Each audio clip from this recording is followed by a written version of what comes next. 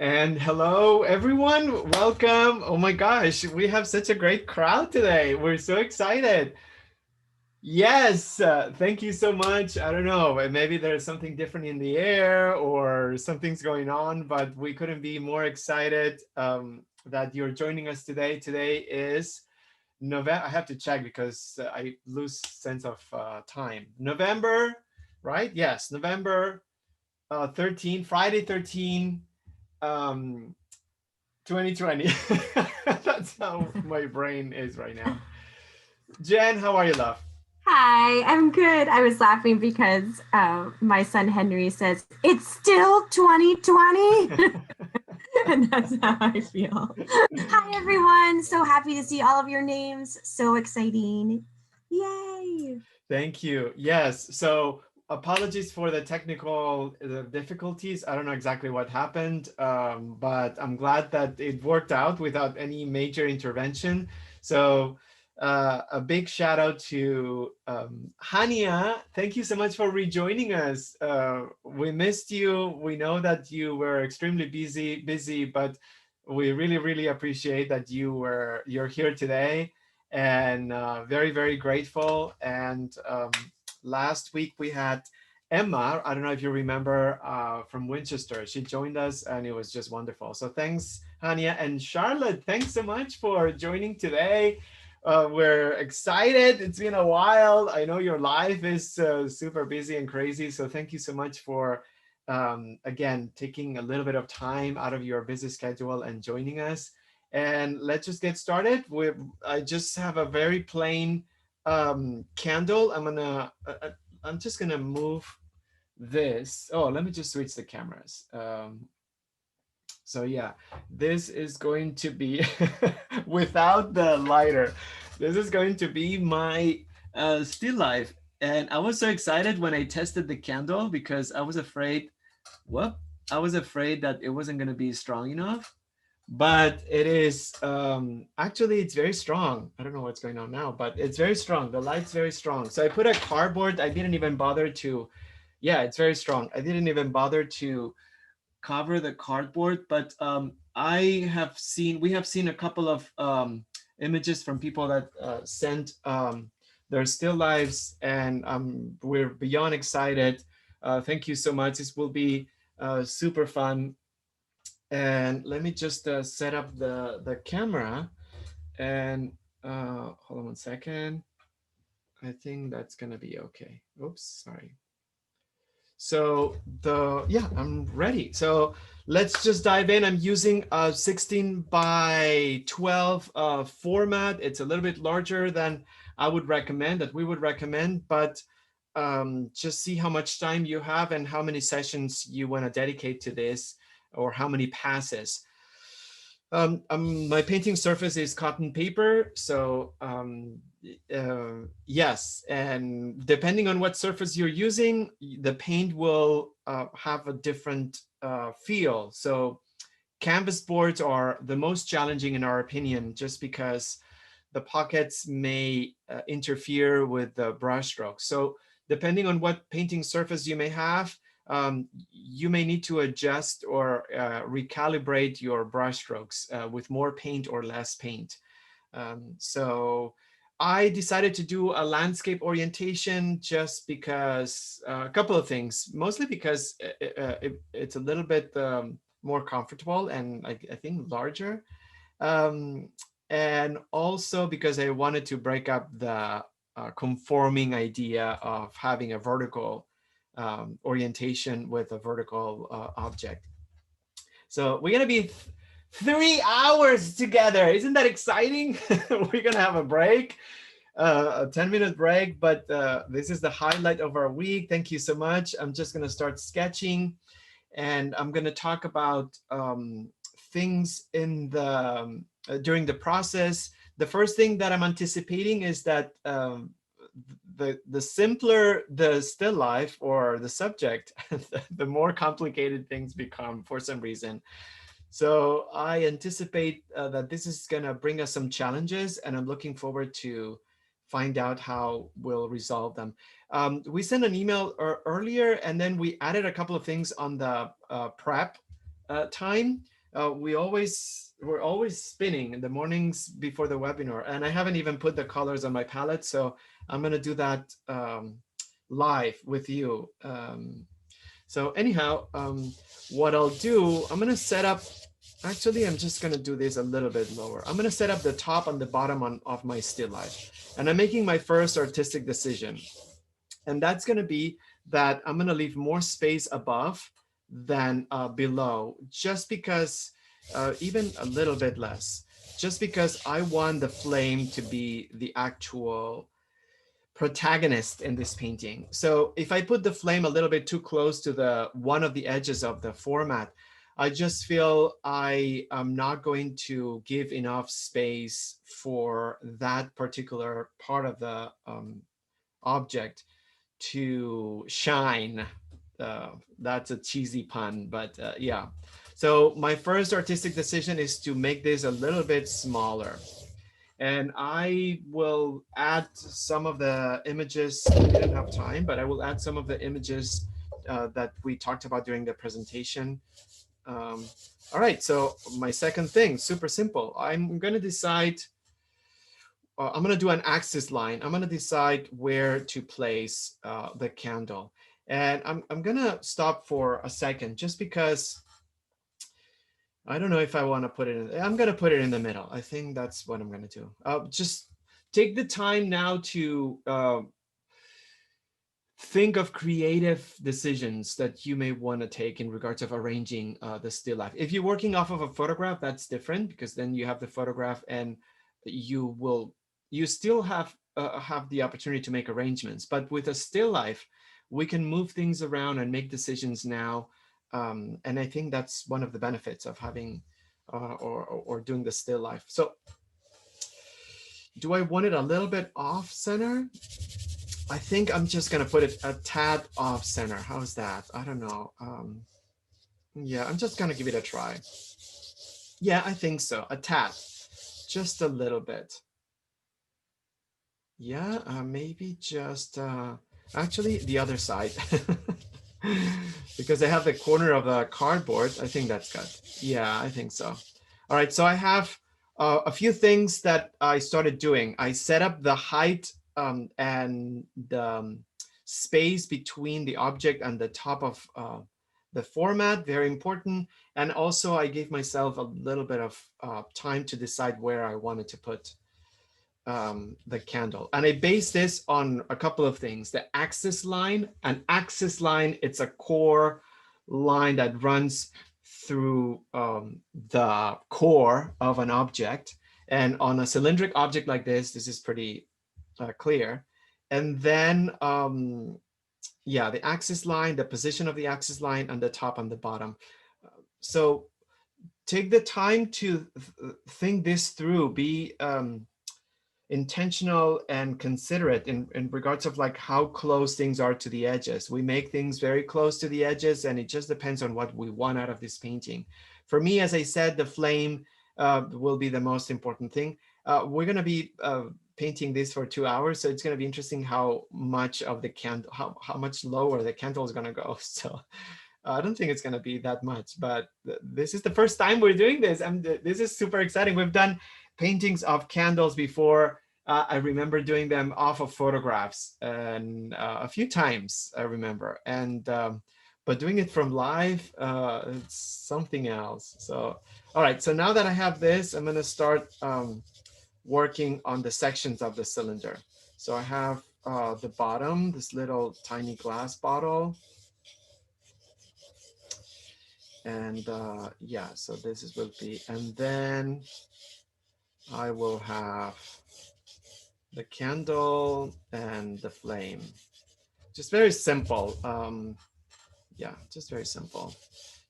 I'm looking forward to working with the transitions of the wax, the candle wax, because I think that's very interesting. And also the way the flame works. So hopefully our eyes are not gonna go nuts looking at the flame, but I'm just gonna work on the peripheral areas. So we have, I have another source of light. There's a window on the side, and then there's a shadow against the cardboard. And I just want to do that. I just want to place this candle on the space, on a space. I think there's something about the cardboard that I really like. So I'm going to put a corner. This reminds me of Lois, you did a painting not a while ago. And oh yeah, the phone, I remember. And then you recreated recreated a corner. And that was really interesting. I really liked it just because it conceptually, it just brought the idea of almost isolation. The fact that there's an empty corner, you bring the idea of space, but also of loneliness in a way. So I'm gonna totally bring up the corner of the cardboard box. And at the same time, I don't have my notes, but I'll bring them.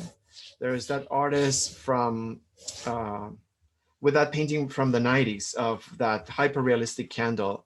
It's a seascape, but then there's a construction with the candle. And I found that very interesting, the idea of using a platform. I'm actually gonna concentrate on cardboard box a lot more.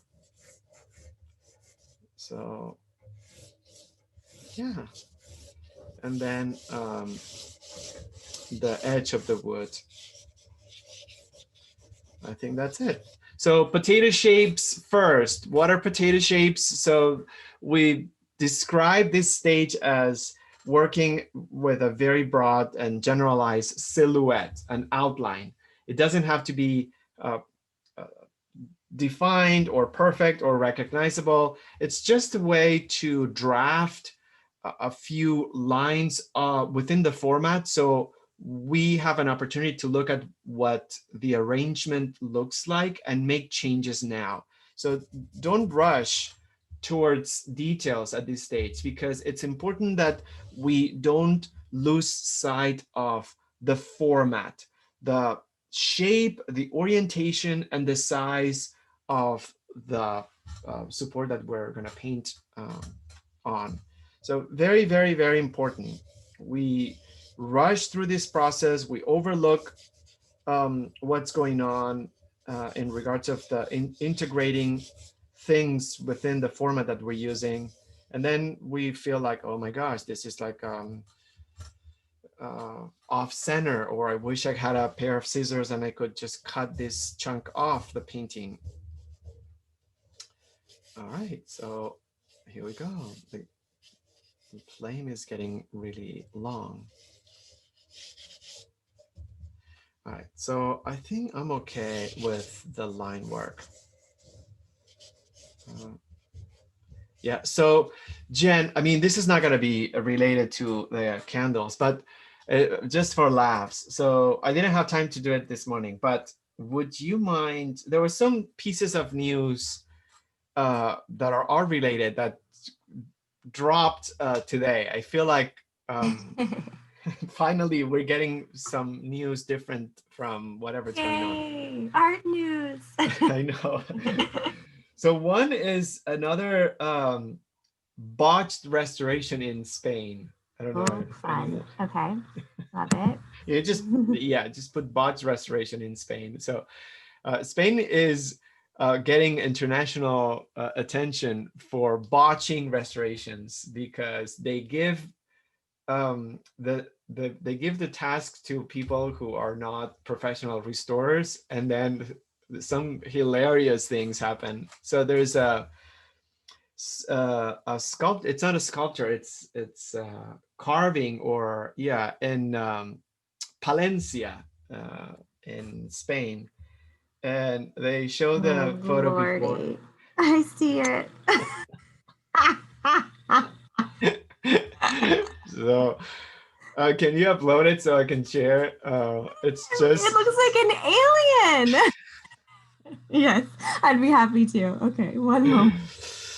And anyhow, so I'm just gonna move forward before, I mean, you let me know, but I'm gonna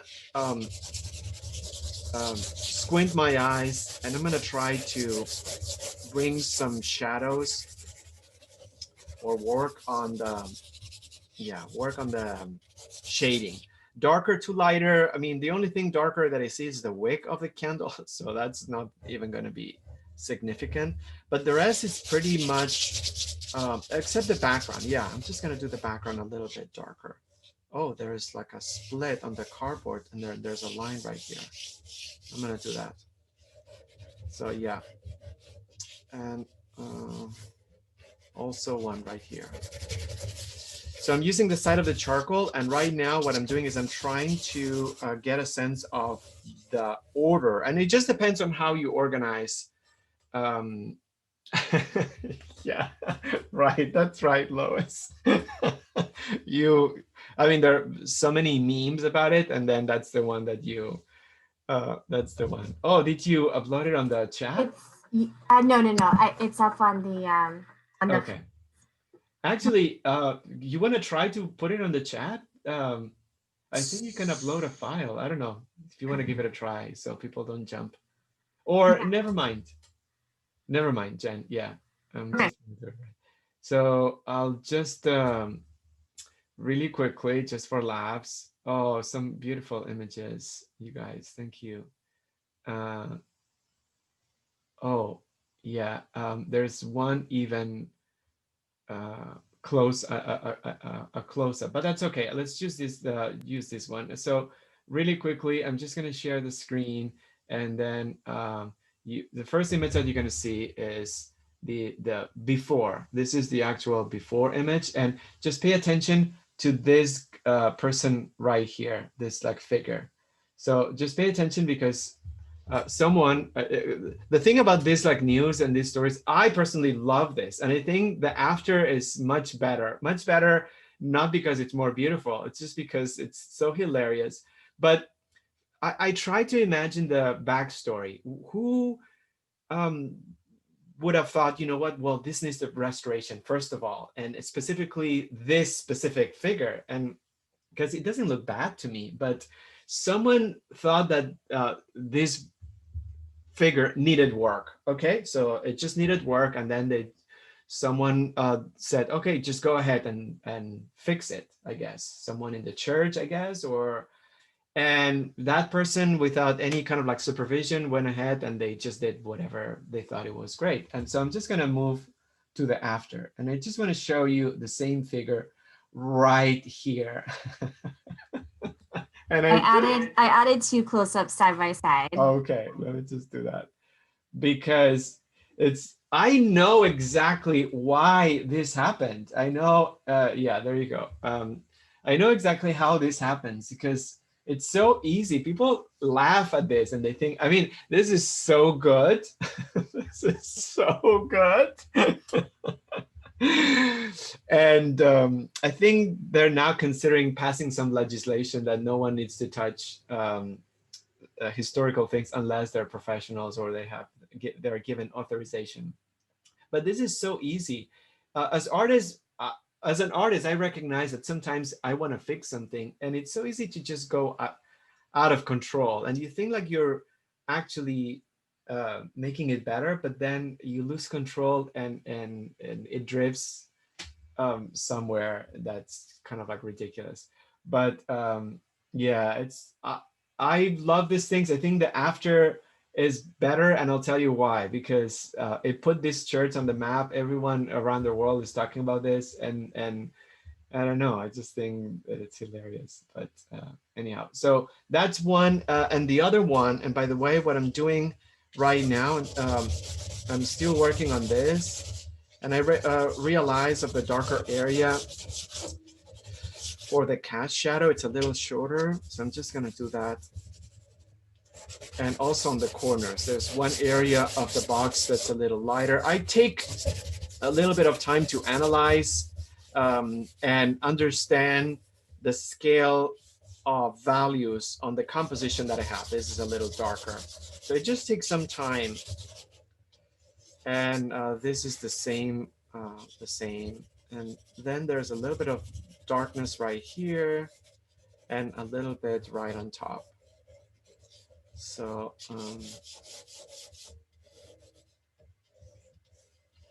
and right behind, I'm gonna draw the flame, and I think that's gonna be it. Yeah, I'm happy about the arrangement. And by the way, this is a perfect stage to just assess what's going on and make changes if you feel like you're not entirely happy. But I'll just say that I'm happy that I left enough space on top, even though I was debating if I wanted to do more of a close-up. And by the way, you don't have to capture the vessel or the vase. In Gerhard Richter's examples, some of the candles are chopped, and then you can see only the stick, I guess, and the flame more up close. So consider that as well, because that could be interesting. But I just like the idea of like placing it in a space. And so I'm happy that I shrunk the candle. I'm happy that I just brought that corner. I'm also happy that I just moved it slightly to one side rather than just putting it in the middle, just so this corner um, gets a little bit more attention. So overall, I just think that I'm okay with the arrangement. Look at the edges of your format, please, like 1,000 times.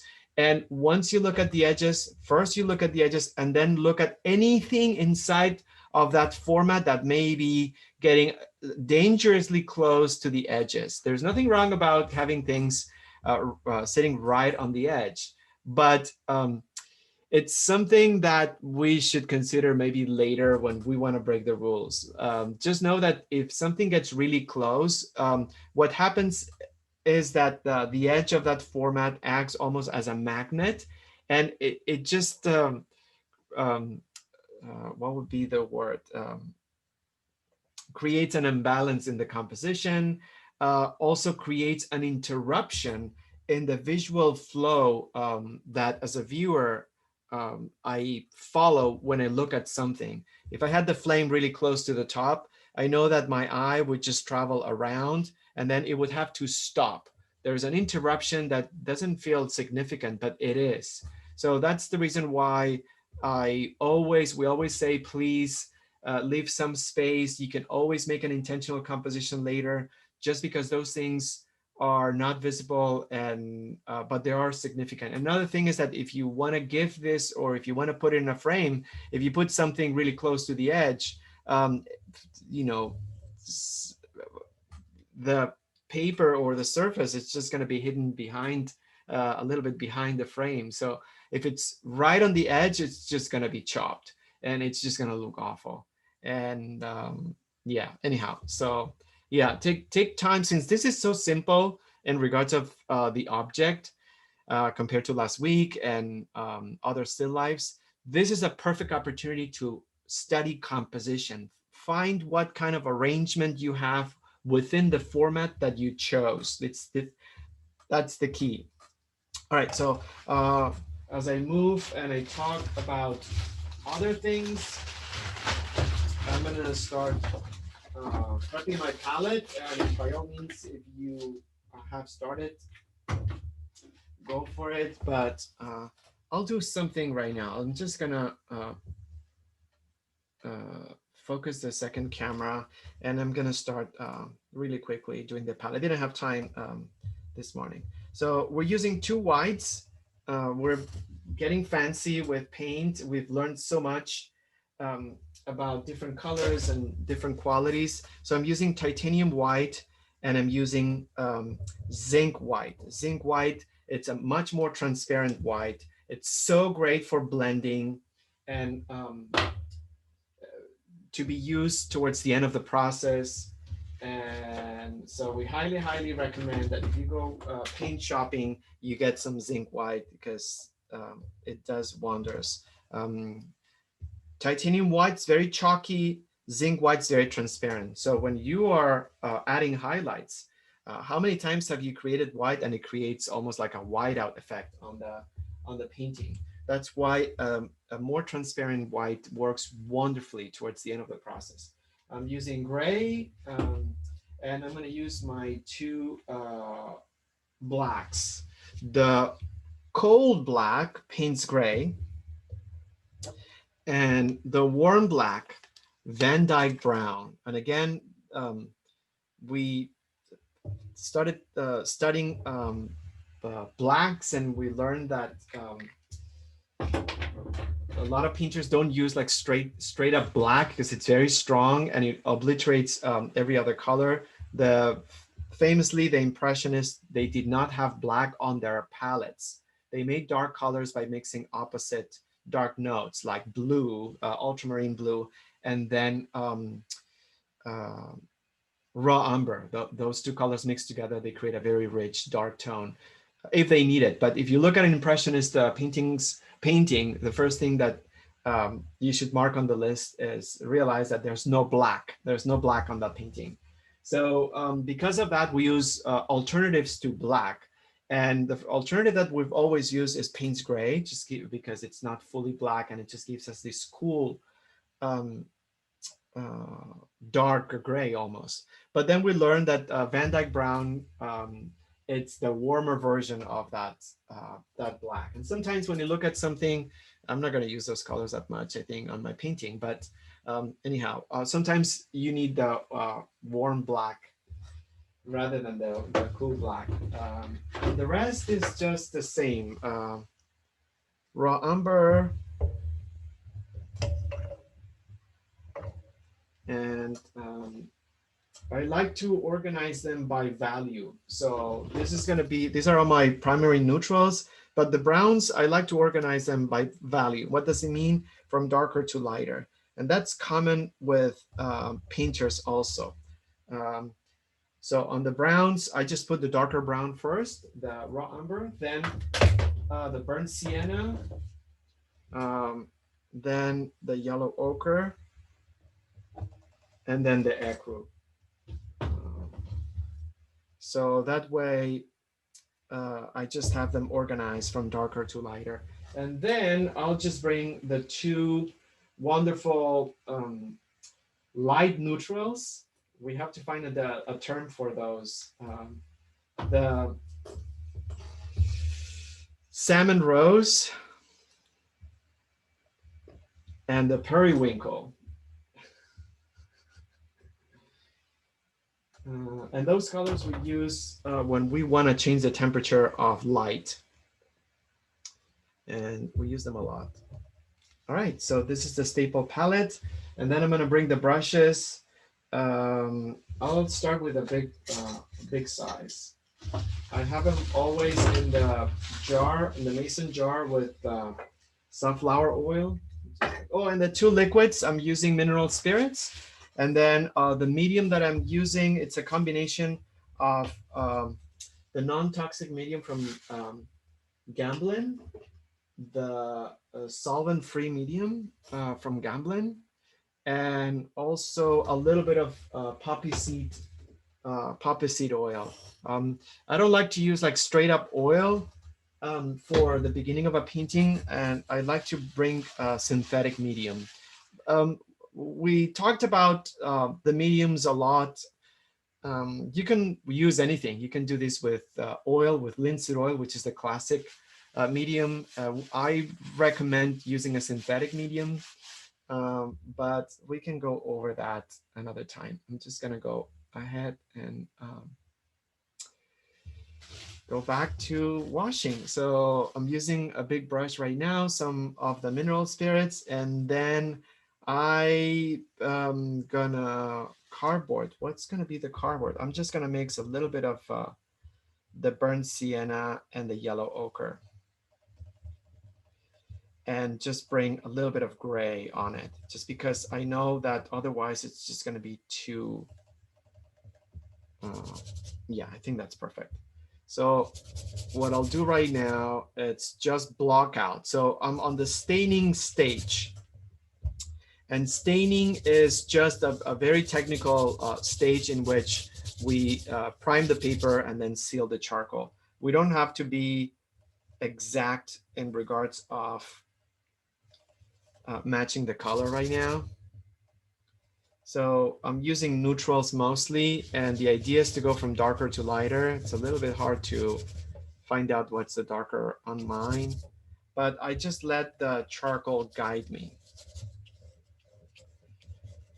So block out, work fast, don't worry about drips, use a very thin consistency paint, and know that this stage, it's extremely foundational, and the idea is just to get the paper primed and also to seal the charcoal. So that's gonna be it. And the second piece of news, Jen, I saw it this morning. I think it was Michelangelo. They discovered one brick in Florence in the famous piazza. And they discovered that someone carved a face. And they think it's Michelangelo. And the article says something about Michelangelo being the Renaissance Banksy. It's like the cheesiest headline. But it was interesting. I didn't have time to read it, but it's interesting that that brick has been there for freaking centuries. I'm sorry. Yes, centuries. Yes, and no one has been able to see the face. So if you get a chance, can you just take a look at it and see if that's the case or what's going on with and I think it's Michelangelo. Yes, absolutely. So I'm just continuing with my wash, and I'm being totally careless about this. So I don't really use precision, or I'm not tidy. I just found a way of creating this tone or this color, and that's what I'm going to use. Very important, I try to desaturate colors right now. So even if you have like very strong colors in your still life, just either use more liquid, more of the mineral spirits, or pull it back with an opposite color, or use a neutral to desaturate it. And yeah, because we're gonna build layers, and we're gonna build chromatic intensity. And if we just like use it all up right now, it's just, yeah, we're gonna fill ourselves in a corner. So that's what I'm doing. Very mechanical, I would say, just because I have so many flat surfaces, which I love. And in a way, I was mentioning this in the video, the introductory or the introduction of the theme, just because I feel I wanted to build something for this still life. There's something architectural about having the backdrop that for me made it a little bit more dynamic. Yeah, so, and talking about paintings of candles, I know that I was feeling a little bit, not guilty, but a little bit when I was talking about Gerhard Richter and the candles. I gave that a lot of time and a lot of importance. I saw one of the candle paintings once. I think it was in London, and a long time ago, and I just thought they were absolutely incredible. They were incredible. And they were so different than what I anticipated, because they were painted in such a special way. As I mentioned, you couldn't see the brushstrokes, but then the surface was really rough.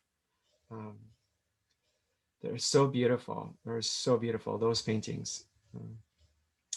Anyhow, I'm just like, and what do we do with the candle? What do we do with the candle, with the actual flame? I'm sorry.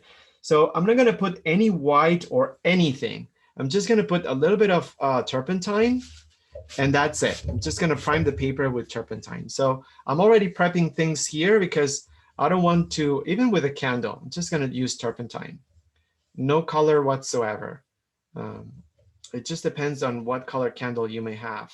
But if it's just this wonderful ivory or eggshell color, then maybe just a little bit of turpentine will be enough since the charcoal is going to pick it up. Yeah, I think I'm okay with that. Um, good.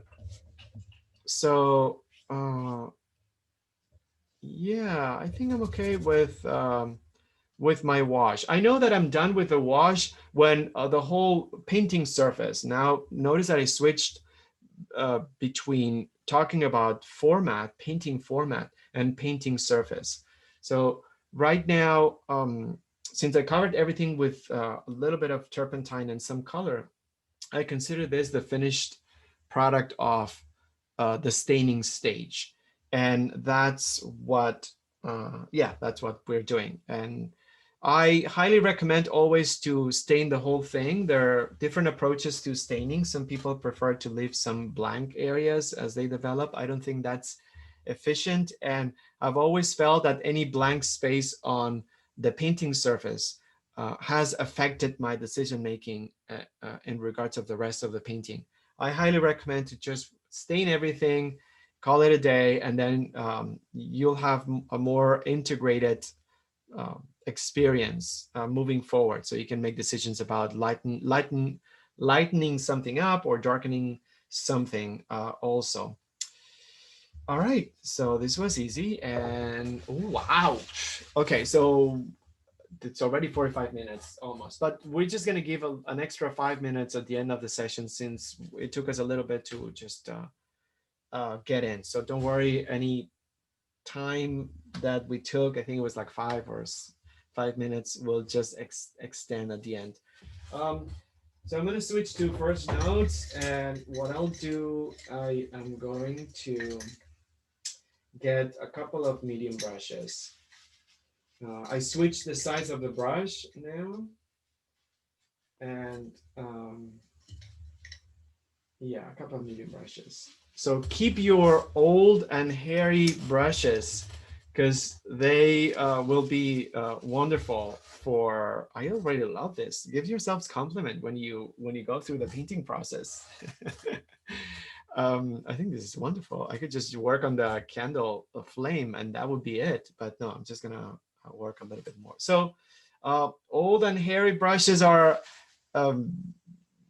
lifesavers just because they can be really beautiful or helpful for blending. So this is a newer brush and it's round. We highly recommend round brushes versus flat brushes for several reasons. This is the same brush, but older. So at this stage, I think I'm just going to use possibly the old brush just because I want to build my first notes. But I don't need to be very, very specific. So I think I'm just going to use this one. But what I do is I just bring two. If you have one that's older and that's newer, and then that way, if I need to do something more specific, I can just switch the brush. So this is something that perhaps we would recommend before using many sizes. Just bring the same size, and if you have them, and different qualities. So that way, it's a way to restrain yourself from ending up using mini brushes right at this stage. And this is an example of flat brush that we've been using with I forgot the name of the brush, but anyhow, so I will use this later to make more of like harder edges. So the flat brushes that we recommend, they're not super white. So yeah, you can still get a little bit of a pointy effect without having a razor blade end of the brushes. I'll be able to explain this a little bit better as I move forward. But yeah, I'm not using tiny brushes, just medium ones. And I just brought 3. So darker to lighter, I'm switching liquids right now. I'm just gonna use the medium, the combination of the synthetic and the oil. And I'm gonna use the mineral spirits to clean the brush. And before I even start, I need to come up with a strategy. And that's something very important because otherwise we just get so engaged and so present, and it's so wonderful. But we forget that we have to come up with a strategy that involves time management and involves a certain structure. So I have this, and I have an hour and 15 minutes, and I'm going to decide how I'm going to broadly organize my time. um, we always encourage um, you to work on the periphery first, if you can, and I think this will apply here as well. So what I'll do, I'm just going to dedicate the time on the flame. Oops.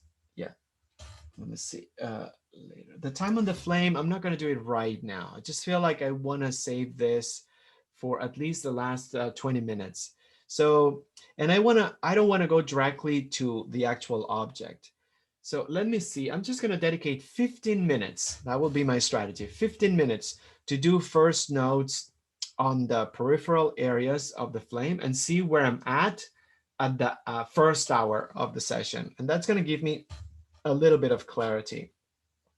So that's going to be my strategy. And actually, I have like an opening on the cardboard right there. So I may just do it. So um, what are first notes? First notes are a repetition of the wash, but using a slightly more consistency on the paint. So what we do is, instead of creating color fields, we create more of a mosaic-like effect. So first thing, the word repetition. We are going over everything we've done. Painting, it's not just covering one space between lines and then we're off the hook. We need to go over quite a few times. So this next step, I will go over what I have, but using um, consistency, sorry, of the paint that's going to be a little bit thicker. So I have an opportunity to create more of a solid look on the layers so it doesn't look too sheer and too thirsty. And at the same time, it's an opportunity to bring back the drawing, the edges. So if you did a sketch and because of the wash, you lost definition, the first notes will allow us to bring back a little bit more of that definition, this time defined, sorry for being so redundant, with edges rather than lines. One of the great things, we talked about it last week, one of the great things about still life is that it's going to be much harder to match colors, because on a photograph, we can always do color samples right on top or on the edge, or using that um, painting hack. And by the way, I think Hania, you've seen this, but Charlotte, you haven't. So we have come up with a new painting hack that is so awesome. We just get a piece of like a plastic, transparent plastic. This is Charlotte. This is a piece of a cellophane from the bags that you just gave me a long time ago. Remember? So I just took this. I cut it open and I just took a piece. And then what you do is you put this plastic on top of whatever photograph you're using as a reference. And you can do the testing of the colors right on top of the surface that you want to match. So this is a used one, and you can see all the color matching that I did in different with different photographs. So, and Hani, I think you've seen us do that, but you can use a Ziploc and open it up and then do the same thing, but it's great. But with a still life, we don't have that. There are other tools that we could just buy and use, but it's, yeah, it's a little bit ridiculous, but maybe we'll get there if we're going through this pandemic another year. But for now, we just have to reinterpret a little bit the color. So a good way to do it, if you really want to compare, you can just create the color sample by putting paint on the bristles and then going, I'm just going to do it on the side of the camera. You can see, you can just go over the cardboard and see if it matches, or over any surface. So you can still create a little bit of the color match. But the beauty, I say that this is beautiful, it's because there's not going to be a filter between our observation and how we interpret color. It's just going to be very personal. There's something really nice about that. And there's something that you cannot get when you have a photograph. Because with a photograph, you can always compare, and there's more of an opportunity to match. So it looks more photographic. The painting looks more photographic. But when you paint from live, this becomes more of a challenge. We have less of an opportunity to match a color. And as much as this may feel a little bit frustrating, um, it has a silver lining, and the silver lining is that the color palette that we create, it's truly genuinely personal. It will be a reflection of how we see color and recreate it in that particular moment of our painting lives as painters. So there's something really authentic about that. This is also an opportunity to practice the consistency of the paint. If it still drips, it probably means that there's uh, too much paint. I'm sorry, too much medium. So it takes me a few times. So I'm glad I'm working with the old and hairy brush. And what I'm doing is I'm actually drawing.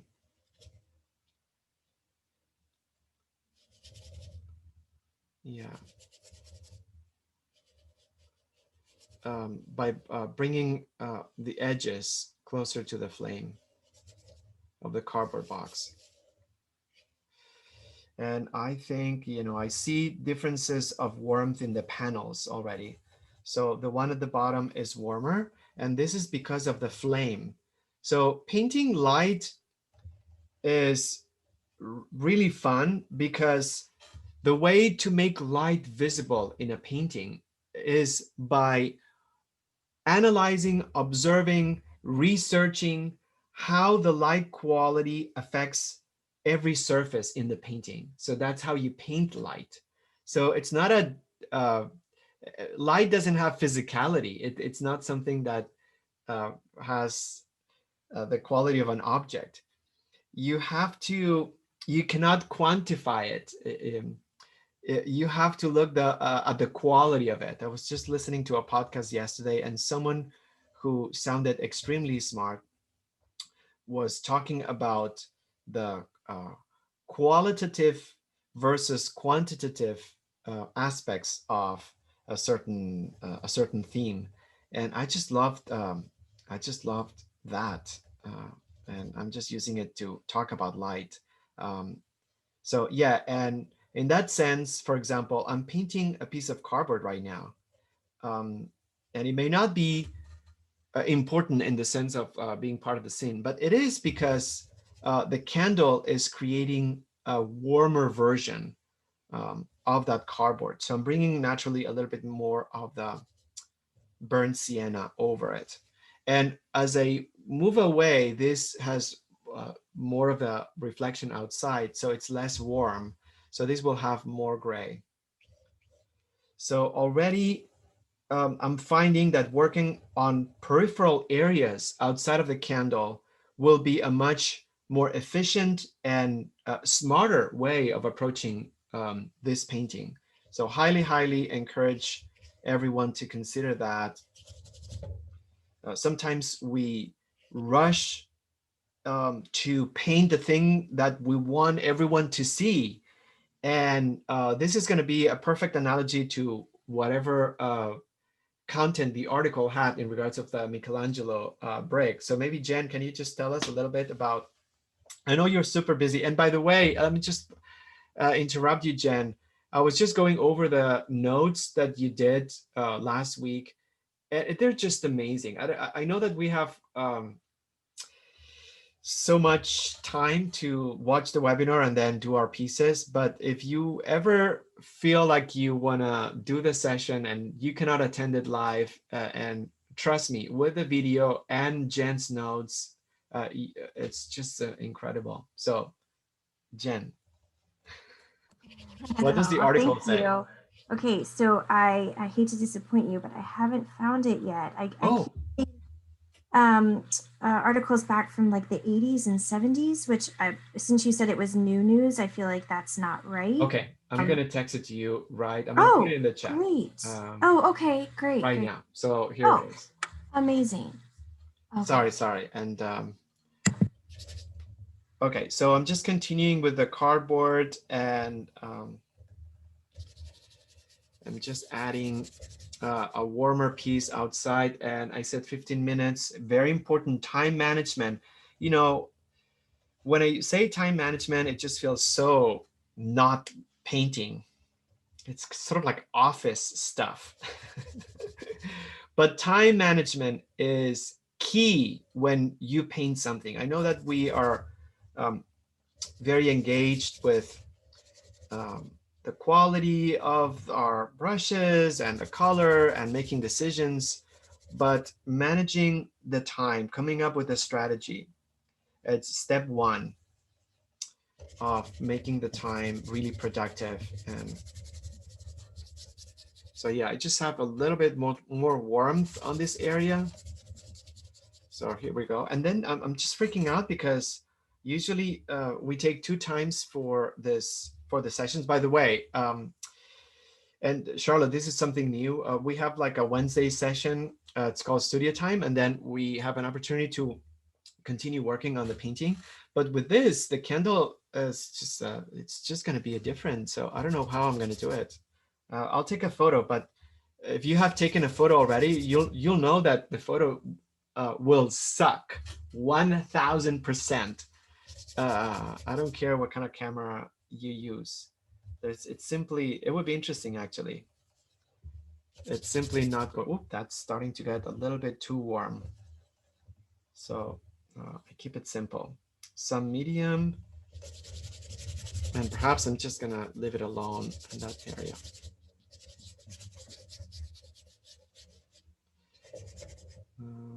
And then right down here. So yeah, working on the peripheral areas. It may not seem um, productive, but it's really effective. Forget about the subject of your painting. Um, we have a tendency also to overwork our subject, overwork it. We just go over and over and over again. And then every time, it's like the sculpture in Palencia. And at the end, it's irrecognizable. It's the same process, really. So why do you want to embark in that journey when you could do so much by painting things around, and then that will help you define or come up with the um, amount of detail that you want. And I'm going to start adding some pink on this light because there's so much warmth, and I see it on the wood. So this is going to have a different quality. This is wonderful. Already, I'm just like very excited because the flame is not only creating warmth and different qualities on the support or the backdrop, but because I used a glass container, the actual light of the flame is lighting the container from the inside almost. And there's a cast shadow that has a green cast. It's incredible um, in that sense. So this was an experiment, painting a flame from life. Was definitely an experiment. We've never done it before. But right now, I have so much more appreciation for while doing it.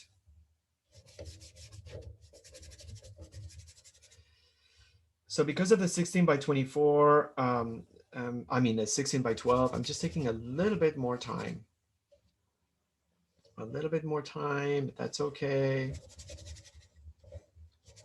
And first notes block things out in a very mosaic-like way. Don't worry about blending. Don't worry about the texture. The only texture I have is on the little bottle, the glass bottle. This is a bottle that, and by the way, let's not even go to the fact that when you do a still life, you're actually using objects that are more personal, or you have more of a personal connection with, rather than a photograph. So that alone, it's so much more meaningful. The fact that you are truly painting a time capsule, a moment in time that encapsulates um, you observing um, that object. And in that sense, yeah. So this comes from, I think this man is probably out of business, or maybe he is the wealthiest man in the world. Who knows? But there's this guy who collected um, 18th century trash. So before plastics were invented, I think in the 50s, right? Or something like that. So before then, containers were either metallic or glass or cardboard, I think also. Oops, sorry. So homes, I learned that from him. I don't know how accurate that is, but old homes in Southern California, in their plots, they dedicated one section of the plot to trash. So in a way, homes had their own mini landfill in which trash was dumped and just buried, because I don't think this trash system existed. You know, someone picking up the trash and taking it somewhere. So this man and others like him contacts homes that are old and goes to the city and finds the original plans of the home, and then finds out where the landfill is in the plot, and then asks the owners if he can dig out that place, so in hopes that he can find trash from the 19th century. And he does, mostly bottles, pharmacy bottles, and containers that are glass. And because they've been buried for such a long time, they lose the sheen, and you get these frosty, translucent, crystal-like colors on the containers. Um, it's wonderful. I love it. So you can find old Coke bottles, but mostly pharmacy. I think it's a fascinating story, and we have a little collection of this trash, and we use it for as candle holders. Um, Anyhow, that was not part of the instruction, obviously, but I just brought up the story, and I know that some of you, Dina, you just told us a story about what you chose and the reason why you chose it. So I think that's wonderful. Obviously, you don't have to have a story, but it's interesting if you do. All right, Jen. So what's the verdict? Okay, so the jury's still out, but it's pretty interesting if you're on the side of that's him. Okay, so let me start from the beginning. Okay, um, so I think that that tour guides used to kind of jest and say always that it was Michelangelo that did it. But it was always kind of lore. It wasn't something that was completely believed or proven. Okay. So they would say that that he caricatured a face of a heckler. That's one version, and then other tour guides would say that he documented the face of a stranger headed for execution. So that's what they would refer to on as the identity of the man on the brick. So that was kind of its own thing and what have you. And then years later, this curator and historian from Virginia looked a little further, and she found this sketch that Michelangelo did that's hanging at the Louvre. And she remarked how similar that was to the profile of the man on this brick. And it was the first time that people kind of really stood up straight and were like, oh, wait, this could be this person. So then they looked into it further and realized that this was beside the David. and that there were guards around the David at all times. So there was no way that a vandal could deface the facade without the guards Interesting. arresting Interesting. him or her, or Yeah. at least kicking them out, and kind of like showing everyone, or or fixing it in some way, right? So then they further looked at Michelangelo's career, and although at the time that the David was out there, he was already you know it's famous and people envied him, and he had a wonderful reputation. He was only 29 years old, which is insane. But that he was a very ambitious artist, and he would still do whatever it took to direct audiences to David, which I think is kind of the Banksy part of it all. And so that it would make sense that he would kind of make this little wink, also check out my brick that I did. Oh, wow. And so then people have talked about like who this dude is that he sketched, and some people say it was a friend of his. And then okay, so then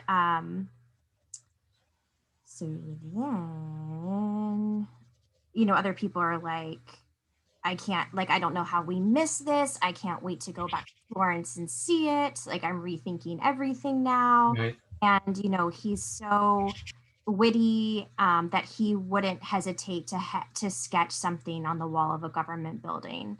That's just kind of who he was. Okay.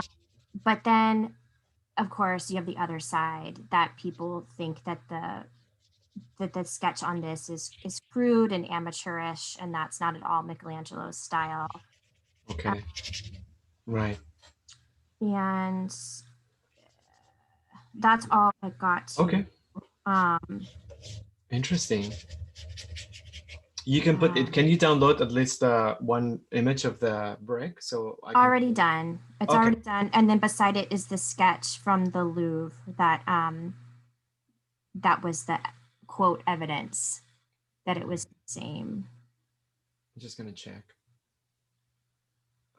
Oh, and then I'll just share really quickly, just in case anyone is just not able. And I think too, how like Banksy would make something, and then other artists would put their work right beside it to be seen. Yeah. That's kind of what the speculation is here too. Like on the other side, if it wasn't Michelangelo, it's another artist being like, "Look at mine too."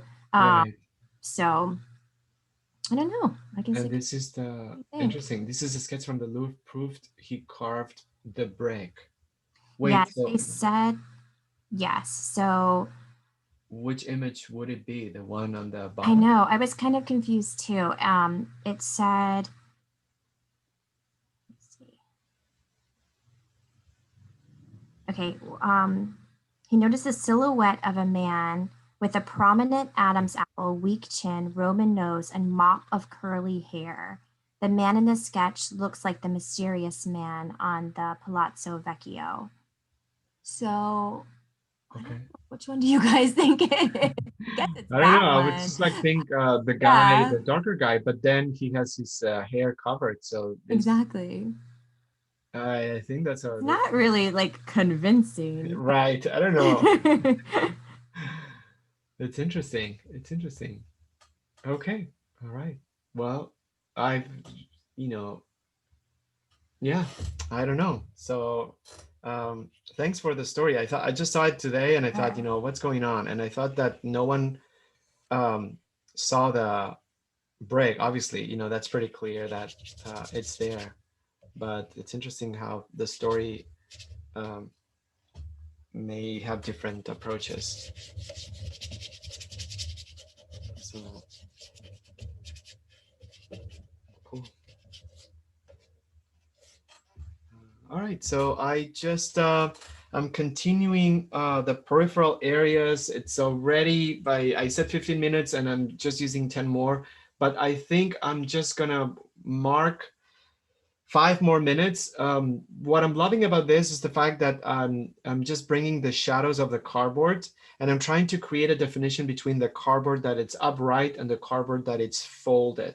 So I think that alone, it's just helping me create a sense of space in the painting. And I just brought also the shadow, and it's interesting because one of the fascinating things that I'm also observing, it's the fact that I see the cast shadow of the candle, but there's no cast shadow, obviously, on the flame. So this is something really cool that I would have never thought of, and that I love. So I don't know why this is happening, but it's happening. So, and oops, that's really red. So I was intending to put this right here.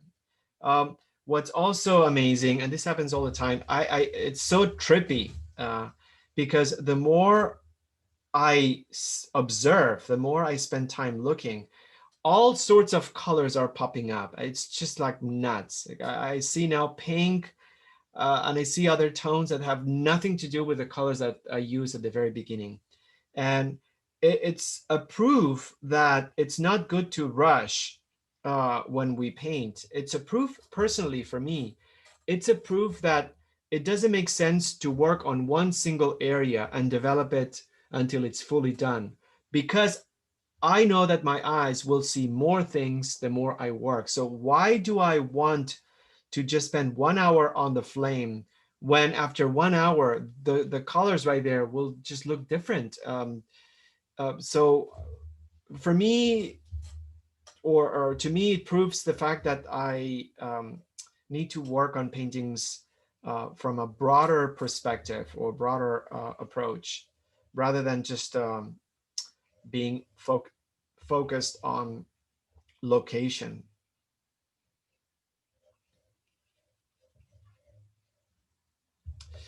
I need to work on this area. I think that's going to give me a little bit more sense. And I need to work talking about leaving a blank space. This is not blank, but this is the difference between wash or staining and first notes. This is affecting the painting right now, the way it is. It's affecting the painting. And it may be far away from what we're doing, but it's almost subconsciously dictating something. So I need to integrate this patch with the rest in order to move forward. So let me just do a couple of those two things. One is to darken the space, and that would probably be the 5 minutes that I was talking about. Let me just kind of like go over those 5 minutes. Um, Again, going back to what I said at the beginning, the simpler the object of a painting, the simpler the subject. And it just proves our point as well. We always think, oh, portraiture, it's like so hard and it's so hard, blah, blah, blah. Okay, so just paint a candle and then talk to me. Um, it's hard. Um, Same thing with a cup. So it's a proof that we shouldn't feel intimidated by subject matter. We should treat every subject matter with the same expectation, the same um, humble approach, knowing that's going to challenge us in one way or another. It's a total mirage to an illusion to think that just because we have a face, it's just going to be harder. And we always try to explain that this specific fact, but we never just expose convincing reasons for it. Well, after doing a few still lifes with very simple objects, by experience, we know that that's what happens. Things are deceivingly easy.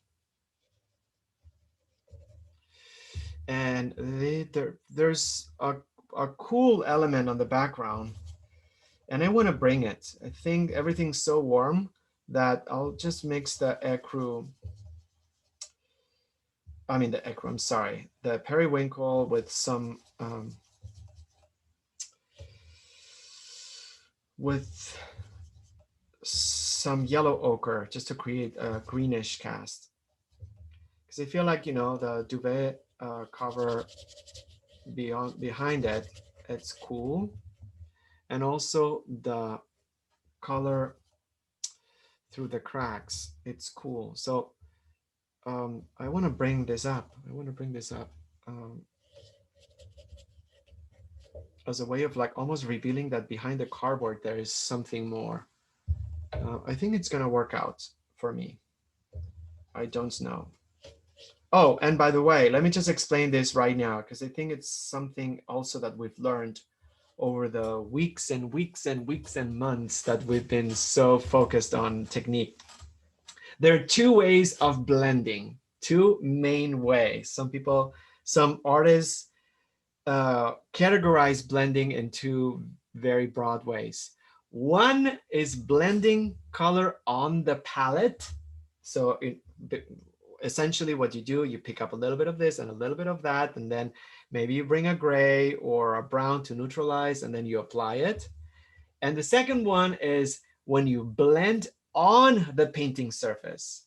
So sometimes what you do is you bring the color that you have and you blend it what you already have on the painting surface. So I love this way of categorizing blending by the location where it happens. Because if I understand that there's a distinction, then I can be aware of it and control it a little bit more. So again, we can blend colors on the palette. We blend them and we apply them. But the thing that I never thought of that I do all the time is when we blend colors on the painting surface. So very important, very, very important. Know that that's part of the painting process. It's not like, in my opinion, it's a way, not knowing about this, it's a way of sweeping blending under the rug because, blending only happens on the palette. So I don't know what the hell happened on the painting. It's brown or it's muddy and we don't know why. And it's kind of like, oh my gosh, what are we going to do about it?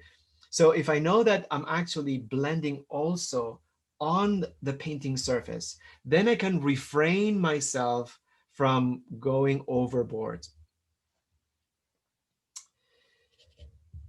So yeah, I'm saying this because I'm bringing some white. This is not something that I would recommend, but I made the paint and it's very dark and I need to lighten it up. And I'm bringing the titanium white and I'm blending it right on the surface, not underneath. Okay, so I think, oh, and the final thing that I want to do before the color gets lost is to bring some of that. So far, I think I've used oh, no, I'm using, yeah, never mind. I'm using the young and thin brush. And not thin, but the opposite of hairy.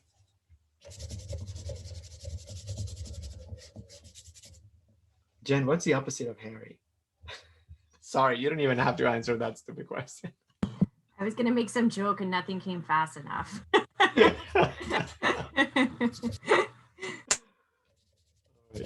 Yeah. Maybe William. That's for Hania. That okay. Mary is William. Aha. Okay, never mind. Anyhow, I think we should explain a little bit of context. I'm gonna go there. I know it's totally gross, but for Charlotte and Hania, maybe Hania has heard me say this silly thing. There's a meme that I saw. I mean, it's ridiculous and super gross, but it just made me laugh. It's an account that is run by artists, and they just put memes about painting and art and stuff like that. It's really good and really funny. And one of the memes was, I think they were showing an older guy with a huge belly. And then the meme said, "We like our men like we like our brushes," or the other way around. Yeah, we like our brushes like we like our men, old and hairy. And I just thought it was hilarious. And ever since then, we refer to the brushes that have been overused, the nasty brushes, as old and hairy. So that's why, um, yeah, the opposite of that hairy could be what you said, Jen, William. Right? That's the, okay. Yeah, just a stupid joke. All right, so I think that's, I'm happy about what I did. There's a little bit of darkness right here. Here it comes. When I start um, being too controlling, this is, it happens to the best families. So we have an arrangement and then we start getting picky and fussy, and this is not this enough and that is not that enough. So here's me just being fussy right now. There's some shadow right here. It creates a vignette and it wasn't dark enough. This is not a good way to approach the process, but hey, I'm just doing it. And I'm using the old and hairy brush for that. All right. Okay, so I hope this. I'm really happy about the process in the sense that I feel a little bit vindicated um, by just talking about how important it is to work with a periphery before you actually tackle the object. Um, I sorry, this is going to be recorded for posterity, and who knows how the people in the future will watch this and say, "What the hell?"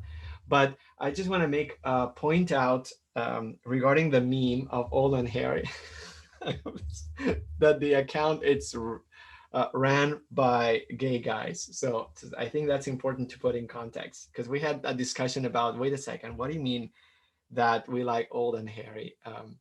But I'm just going to keep it like that because this could go on until forever. But I think it was an important um, specification. I don't even know what that's supposed to mean, but it's a new piece in the puzzle. All right, so yes, I was just going to say that this hopefully vindicates the fact that it's important to work on periphery and before you actually tackle the subject.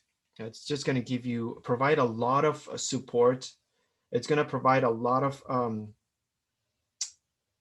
work that's going to be taken away from what we have to do on the actual. And where is this reflection coming from? Is it this? No, it's reflection from the window. Yeah, it's reflection from the window. Okay, so I'm just going to try to move it a little bit. Yeah, so you can see the light, which, and I think I need to lighten this up. Here's the OCD aspect again, and I shouldn't do it. And I'm using a little bit of the periwinkle, the light blue. Um, and this is the reason why we love those two, the salmon rose and periwinkle, because they're two light, pale colors with two different temperatures. And when we paint light, we can use either the warmer or the cooler to create a slightly cooler or warmer quality over the surfaces. So that's the reason why we have these two colors as staples of our palette.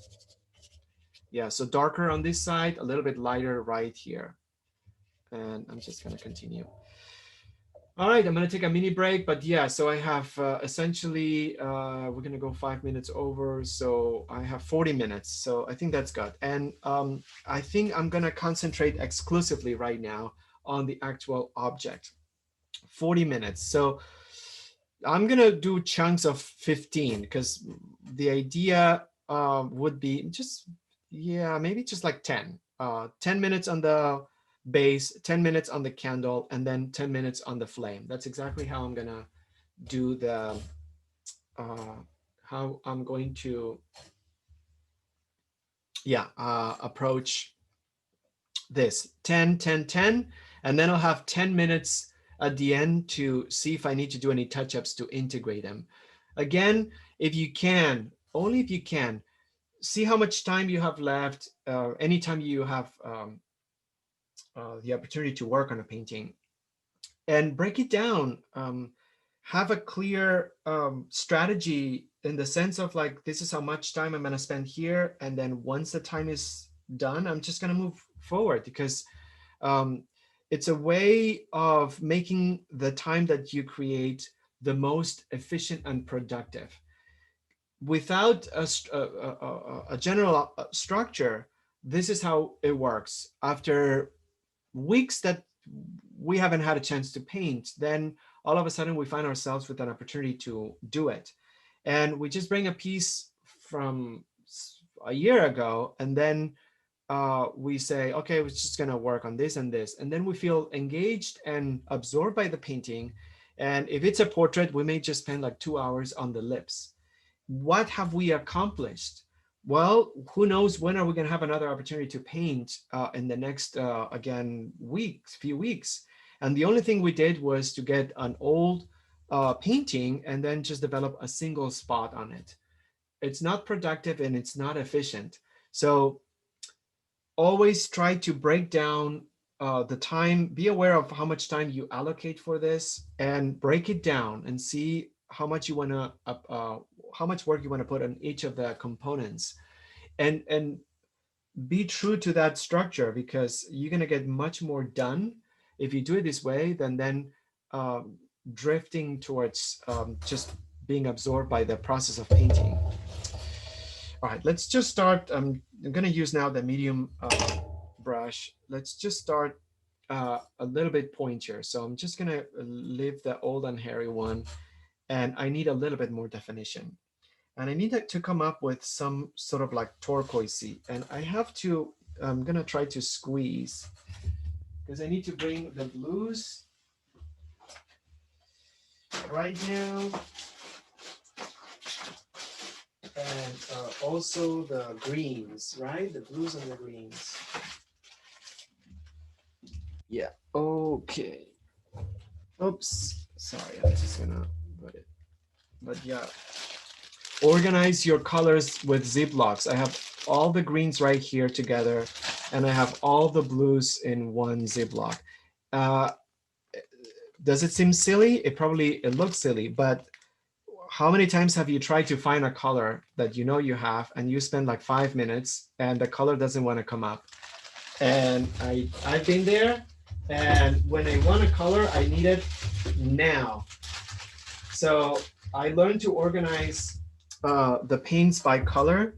So then, boom, I know that I wanted a little bit of a turquoise. So I'm just getting the blue ones, and maybe I'll just bring a little bit of the sap green. And it's easy to just keep them like that. Yeah. When you need a color and you're painting, at least this is my experience, you don't need it in 1 minute or 30 seconds. You need it now.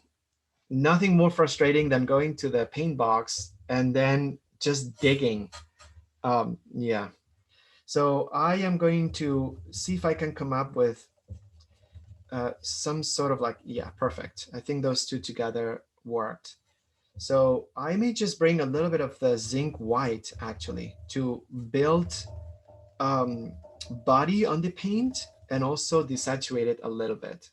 It just works so perfectly. And that's a reason why the zinc white could be or is such a great color. Actually, I'm just gonna bring a little bit of a sheer layer.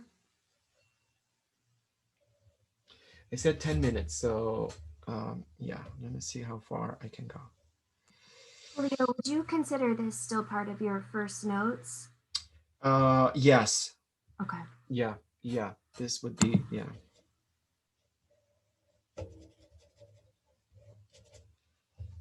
Yeah.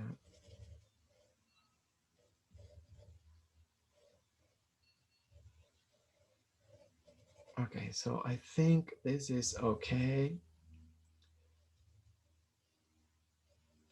And then what I'm gonna do also, I'm just gonna bring some of the browns that I used against.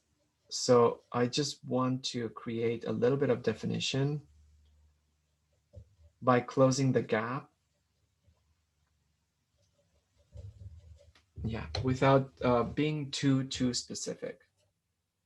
Um, there's something about painting that I love, and it's the fact that it's painterly. Oops. So it's not polished or perfect. And to me, that's very important. So I don't try to make it super sharp. Okay, so I'm just gonna continue. And I clean the brush, and I'm just gonna go, this needs to be a little lower. Whoops. So I'm gonna bring that zinc white. The zinc white, it's a very soft white, very soft. And and it doesn't dilute the color too much. In fact, I think probably what I'm doing right now is I'm starting to apply second notes on this area. So to be very specific, what I'm doing in the 10 minutes is I'm just applying a layer of first notes, which is all green. And then immediately after, I'm doing second notes on this location. So this could be a combination of first and second notes. Um, so I think that probably defines a little bit more what I'm doing. Because right now,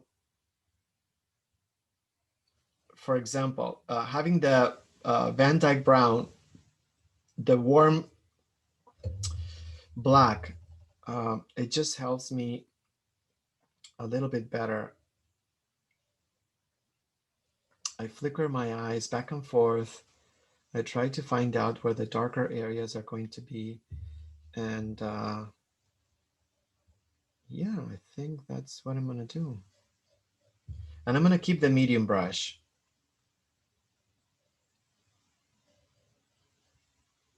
I'm gonna keep the medium brush. So, and I'm going to just keep cutting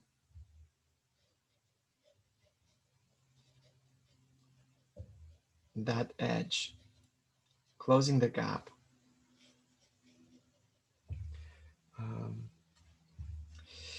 And so this is glass, so there's a little bit of transparency. So what I'm doing right now is bringing some of the brown that I use in the cardboard, and I'm just very lightly apply it inside.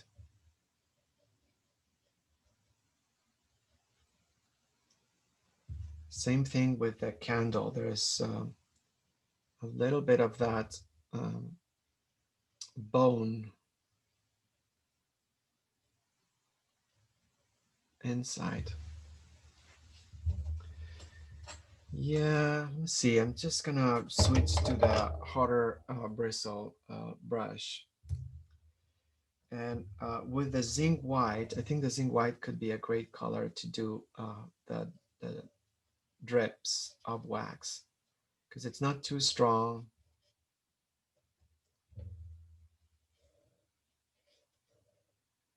There's some wax right here. I try to do one step at a time. So whatever I see,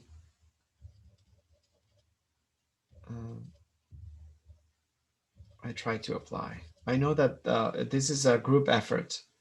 It's just going to be a combination of many factors.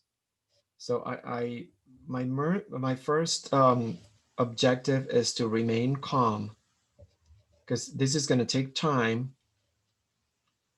and it's going to be a group effort.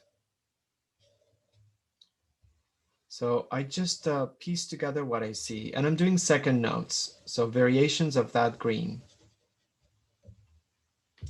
Variations of that green. I think that's good. If you don't have zinc white, so then use more medium. So you create a white that's more milky rather than a whiteout white. It's interesting because I recognize myself as a more inexperienced painter using titanium white. At some point, I felt it wasn't white enough. I always felt, what are people talking about zinc? I want a white that's really much whiter than this oil. This oil is not even giving me the brightness that I need. But over time, experiencing or working with value and constantly understanding the nuances of light, now it's the opposite. I just feel like the titanium white, it's too chalky sometimes in certain moments. And I never thought that I would just switch to zinc white. I mentioned this. I had zinc white in my paint box for the longest time, and I thought, what the heck is this? This white? It's not doing anything. I didn't understand um, what it was meant to be used for. There's a little bit of gray. So right now, again, just bringing variations of the glass. That's all I'm doing. Variations of the glass. I'm going to bring some of this below. Checking the time. I don't even know if I think I just went over a couple of minutes. I think I went over a couple of minutes. All right, so this is what it takes. It takes for us to really just pull the paintbrush, because otherwise we'll just be here working on whatever area we're working forever. So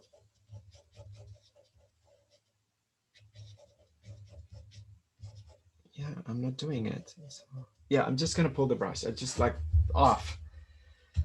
I need to be able to stick by my own rules. It's not like I have to be strict or mean, but if I said 10 minutes, it means that after 10 minutes, I'm gonna try to just pull away, not work on it, because I feel insecure about it. It's not developed enough. It doesn't make me feel comfortable. I feel like I'm not able to stand behind it because it's not strong enough. And then that's a totally different story.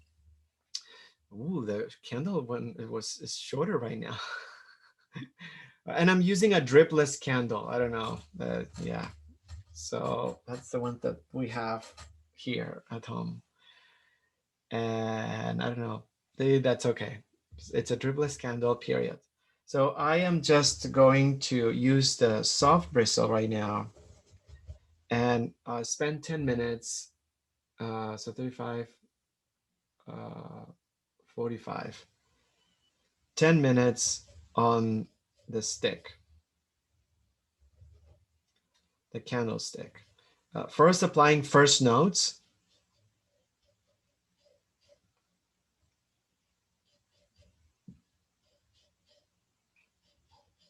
Which is a pretty solid application. There's now much lighter. So I'm making a little bit of an alabaster tone with some pink and white. I'm just trying to fill up that area. So yeah, and at the same time, what I'll do is with the colors that I had before in some gray, yeah, I am just going to trim things from the outside and make sure that, I don't leave gaps, just because that helps me define the candle.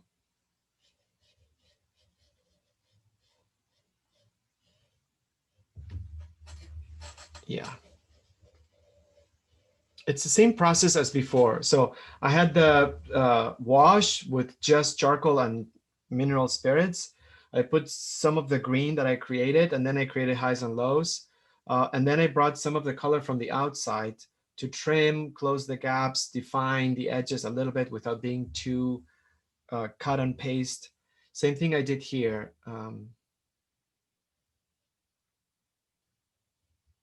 There's a certain darkness, almost. It's even almost darker. I think it's an optical illusion. It's an optical illusion. So I think I'm just gonna go for it. Just because I see the flame, and I think naturally the board behind it becomes darker. So what I'm gonna do is I'm actually going to darken the area outside the top of the candle. Just because I know that that's gonna, I clean the brush, and with a clean brush, I'm gonna soften that space.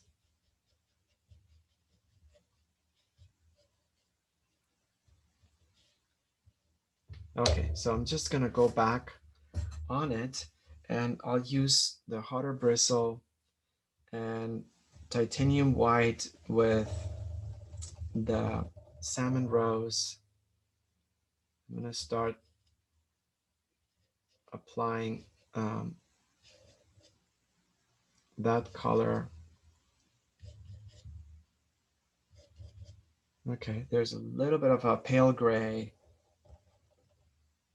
So I'm just gonna bring, it's harder to paint with darker colors over white. So I'm having that issue right now because I painted white, but it's okay. I think this works. There's a pool, there's a wax pool in the core of that candle. And that wax pool is just beautiful. So I'm gonna try to bring that up the best I can. It's getting harder because I put so much white that the gray doesn't stick. But that's okay. The smallest variation will do. I try not to rub too much with my brush. So I just let the paint stick on top of it. I think that's good. I'm gonna bring some of the pink rose and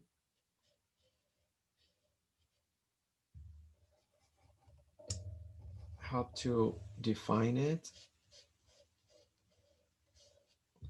And then I see almost lavender color. It's beautiful, lavender tone.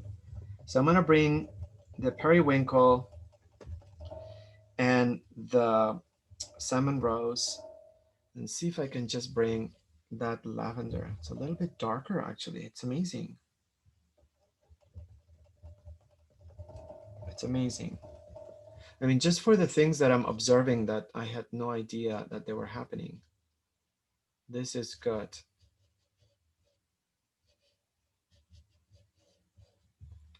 All right, at the same time, I think the ecru is a little bit darker. And I'm gonna bring ecru with a tad of raw umber to make the ecru darker and put it on the edge. Again, you can blend on the palette or you can blend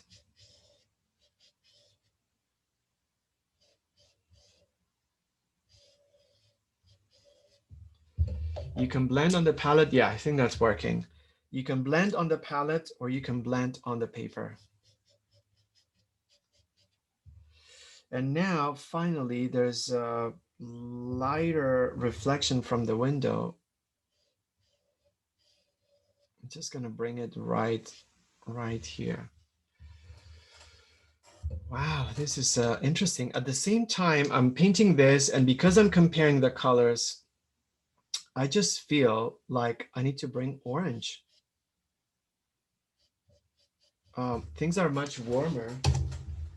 So I'm gonna bring my yellow and orange Ziploc because there's so much more warmth. Whoopsie. Someone is calling. Are you guys having a lot of these prank calls or whatever from social security stuff? Kiana and I have been bombarded by this spam calls. It's just so nuts. Anyhow, so yeah, orange. What kind of orange? I think I'm just gonna bring. I mean, I know this is going to be a little unfair, but we got Loud. I think you got this color too. We got the Equality Orange. It's an Equality Orange. It was a limited edition. Gamblin launched this color back in June, relaunched it just in support of the Black Lives Matter protest at the time. Orange is the color of anti-gun violence, and they decided to just name the color Equality Orange and release it. So all the sales of the color went to organizations supporting Black Lives Matter. So I love the story and I love the color. So I got a couple of tubes, and it's just I think it's just orange with white. I'm not sure. I haven't checked the pigments inside, but I think this can work, and it does work. A little bit of that color right um, in the pool of wax. Gosh, it's just changing constantly. I see more pink now. It's just ridiculous. All right, and then just past the 10 minutes. I just passed the 10 minutes, so I'm just gonna bring a little bit of pink.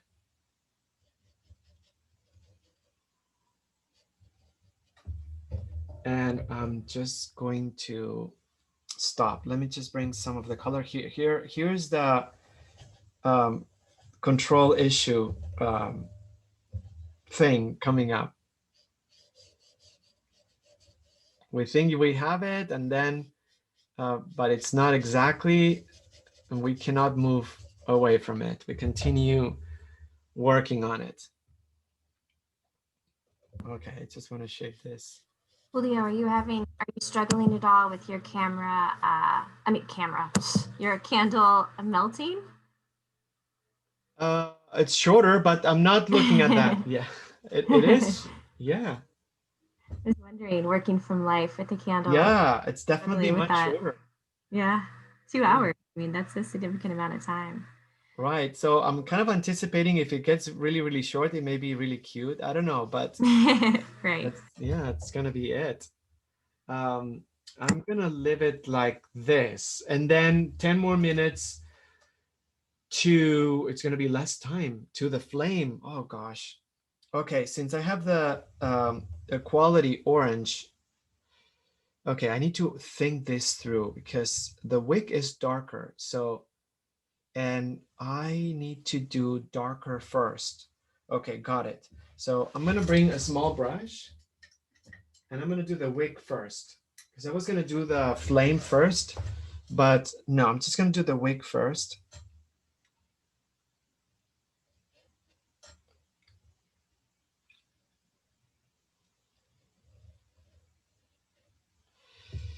And I'm gonna need the orange, cadmium orange. I'm gonna need the cadmium orange. Okay, 10 minutes. This is like adrenaline rush right now. I feel like, yeah. I'm just gonna put that touch right here. And we have to be completely aware that the paint that we use is mostly mineral based, so it's not gonna give us the intensity of light. So we have to be honest about that. And then I'm just gonna bring the Equality Orange. I'll just bring the equality orange. I think that's a good color for the flame.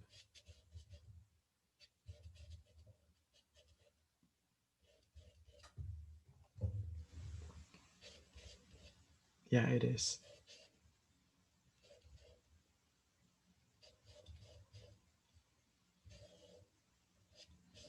Gosh, and there's blue. Like so many colors. And there's where the candle is warmer, there's more white. And then I just have to be careful because I'm having, you know, the candle, the flame, looking at the flame, it's not fun. So I just dedicate a little bit of time.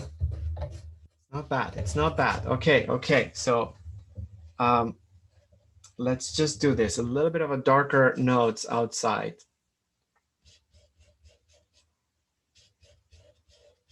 That's super dark, so I don't know if that's gonna work or not, but let's just do this. And with the older and hairy guy, let's just blend. This is why these brushes are brilliant. Don't throw them away. They almost act as fan brushes. You can very gently use the toes of the brush to blend softly. It's just amazing. They're great blending brushes, and you don't have to spend money on one of those fan brushes. Ooh, something's happening. Something's happening. All right, this is exciting. Okay, let me just see if I can just blend a little bit with this brush. All right, so then there's the flame. I don't know what kind of color is there. Gosh, I think it's yellow ochre and the quality orange. Let's just give it a try. Oh, no, no, no. God, that's more yellow. I'm not using yellow. I think I'm telling you right now, I'm not going to use yellow because I know that if I use yellow, that's going to be green somehow. So, well, if you don't have the quality orange, maybe then you have no choice, obviously. There's some blue. Okay, I just need to be gentle with my eyes because if I look at this too much, I'm just gonna get a headache, probably. All right, a little bit the quality of orange. And it's darker. Let me see time-wise. Okay, good, good. And it's darker on the wick.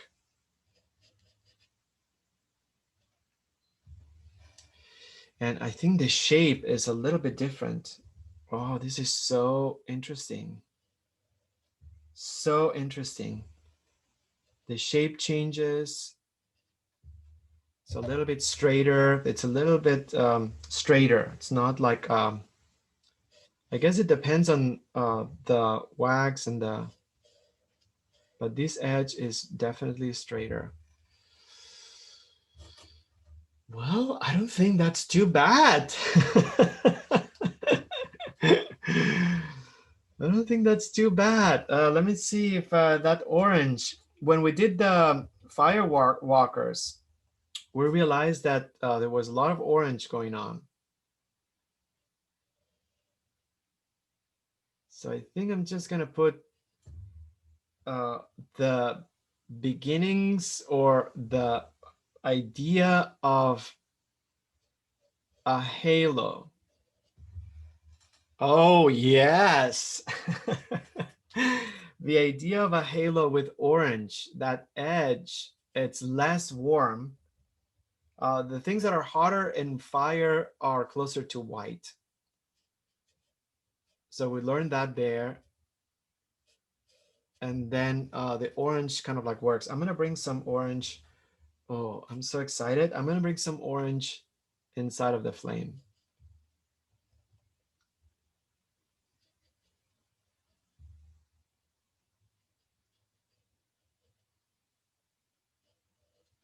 I remember using photographs for assignments with the flame, and there's absolutely no comparison. I can tell you that.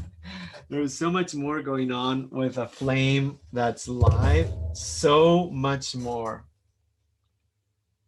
All right, I'm just gonna make the wick a little bit darker. And if nothing works, you have the rag, wipe it off. So that's always there. Just wipe it off. And start again. So let me see if I can just bring the orange on this area. Yeah, I think so. It's a little bit of orange. Okay, and then there's a slight separation where you can see the background through at the core of that flame. Remember that you can blend things on the surface, not just, yeah, on the surface, not just on the palette.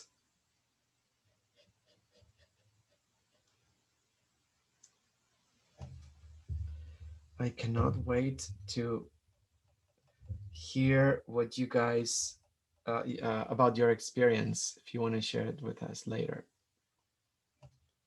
It'll be interesting to exchange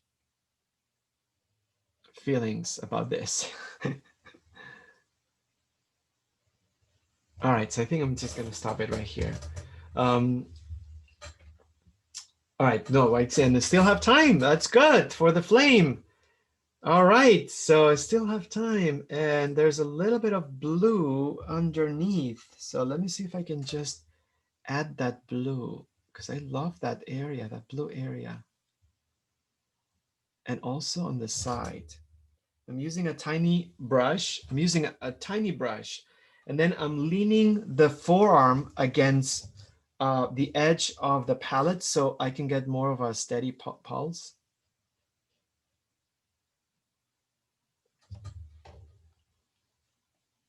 And there is a slight, I mean, the flame changes as the things burn because there's a slight indentation on the belly right here. So I just want to bring that up. And then I feel like on top, and that will be my my final thing here, but on the top, okay, so what am I doing? I feel like I need to define it a little bit more. So I'm bringing some of the darker cardboard color. Oops. Yeah, again, it's like this spam stuff. And then what I'll do, I'll just blurry the tip a little bit. Oh, it's gorgeous. I'll just blurry the tip with the old and hairy dye.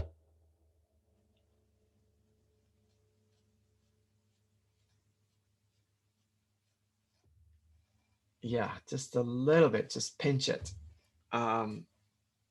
Okay. Wow, I'm impressed of myself.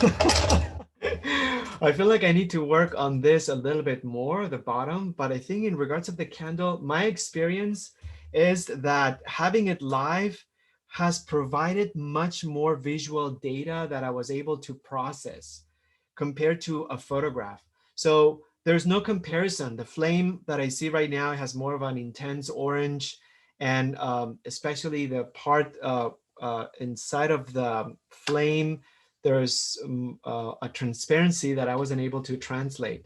But my experience with it has been that I can appreciate much more of a range of color and also of a better edge quality looking at it from live than I've ever appreciated when I looked at a photo of it. So for me, definitely, this was a step up in regards of having more visual information at my fingertips and being able to, because the conundrum here is that we get the visual information, we get more information, but then how do we translate it in a way that feels satisfying? There's always going to be a gap between what we end up having and the real thing. So I think for me, it's important to understand the expectations and how far I'll be able to go without being able to go as close as what I see. But definitely, it feels better to have more visual information from looking at it live. Um, yeah, and what I would do, I mean, my next thing would be, and I will work on this after we finish the session, because I really want to work on this area and really integrate it, because I'm not unhappy about the candlestick. I think that works really well. Perhaps I would like to blend the purple and the orange here a little bit more. Let me just do that. We have a few minutes. We're gonna work until 1:05, and sorry, and then we'll take a break. Um, oh, but that changes everything. I cannot do that because there's less light. Oh my gosh, I love what's going on. It's like one shot. Um, how exciting is to just have one shot, you know? All right, so what I wanted to do, I think with man, um, I wanted to bring this color up a little bit, right? This is a little bit darker over here. Oh, that's too dark. Well, that's just Julio, can you talk a little bit more? I might have missed it, but you started a sentence where you said it's important to understand the expectations. yeah. So what I was trying to say with that is that there's going to be a gap between the real object and what we can achieve with our brushstrokes, the time, the paint that we have, the paint quality. So I have to be honest about what kind of expectations I have to achieve in my process, knowing that there's going to be always a lag in detail. There's going to be always a simplification compared to life. So uh, acknowledge that the expectations will mean that there's a lag in detail between our translation and the real thing. I don't know if that helps you, Jen, but That's perfect. Yes, yeah. that makes total sense. Okay. So um, yeah, I'm really, really, really happy about the painting and I still have some time. So let's just, I said 10, 10, 10, and then um, eventually, if I would have programmed this a little bit better without talking so much, I would have had 10 minutes to integrate things. So I did a little bit of work on the candle. There's one section of the candle that has so much rainbow-like colors that are the light that goes through the wax. But I think right now I am more interested and focused on bringing a little bit more definition on the container.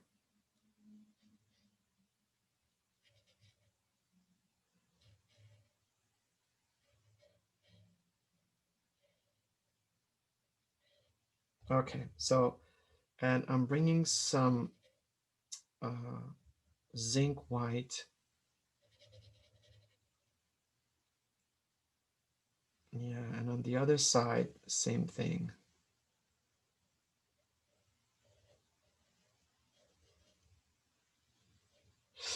Okay, so I'm gonna stop here. This is already making a difference, actually. It's already making a difference, believe it or not. And the sun also moved. So the shadow that I had here, right now, that shadow is right here. It's just bonkers. So I cannot work with that. I'll work with this.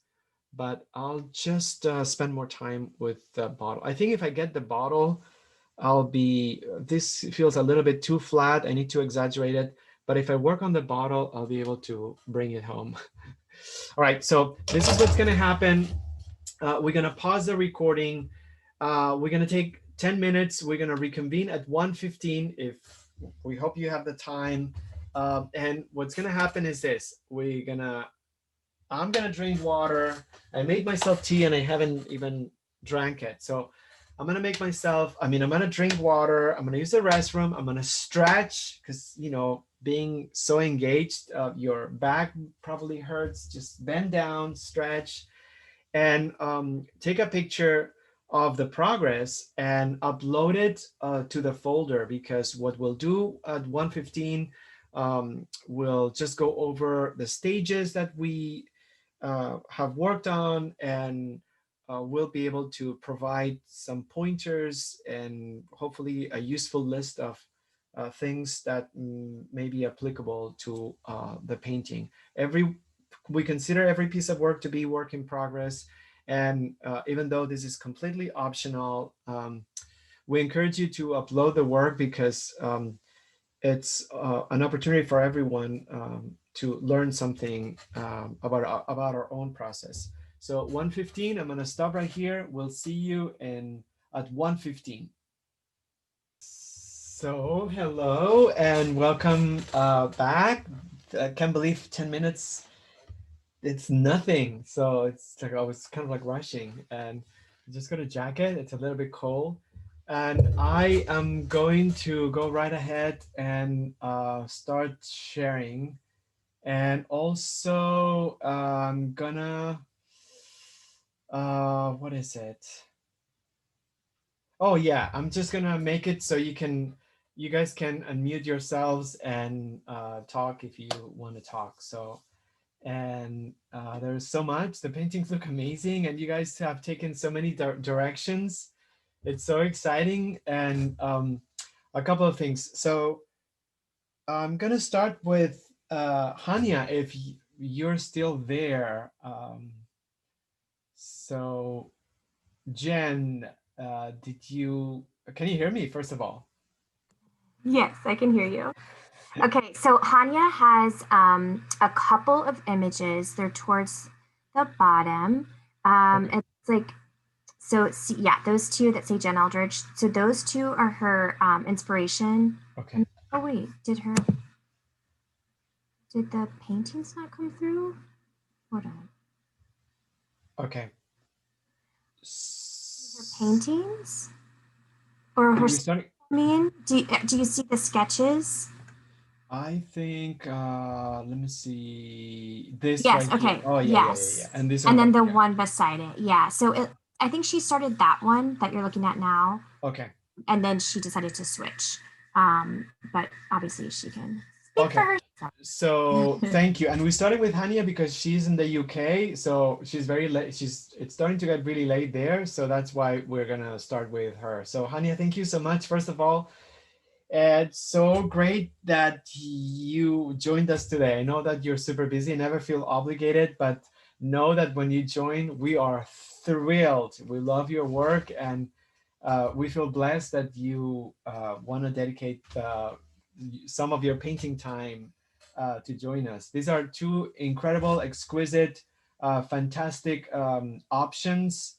And when I saw this uh, it stopped my breath. I just had my heartbeat skipped a beat because it's gorgeous. And conceptually, it's something also very interesting. It's the aftermath of the flame being extinguished. So the narrative here, it's very emotional, very dramatic. I love that it's front and center. There's no background. There's no uh, the vessel or pot or anything like that. And it's a very specific moment when the candle goes out.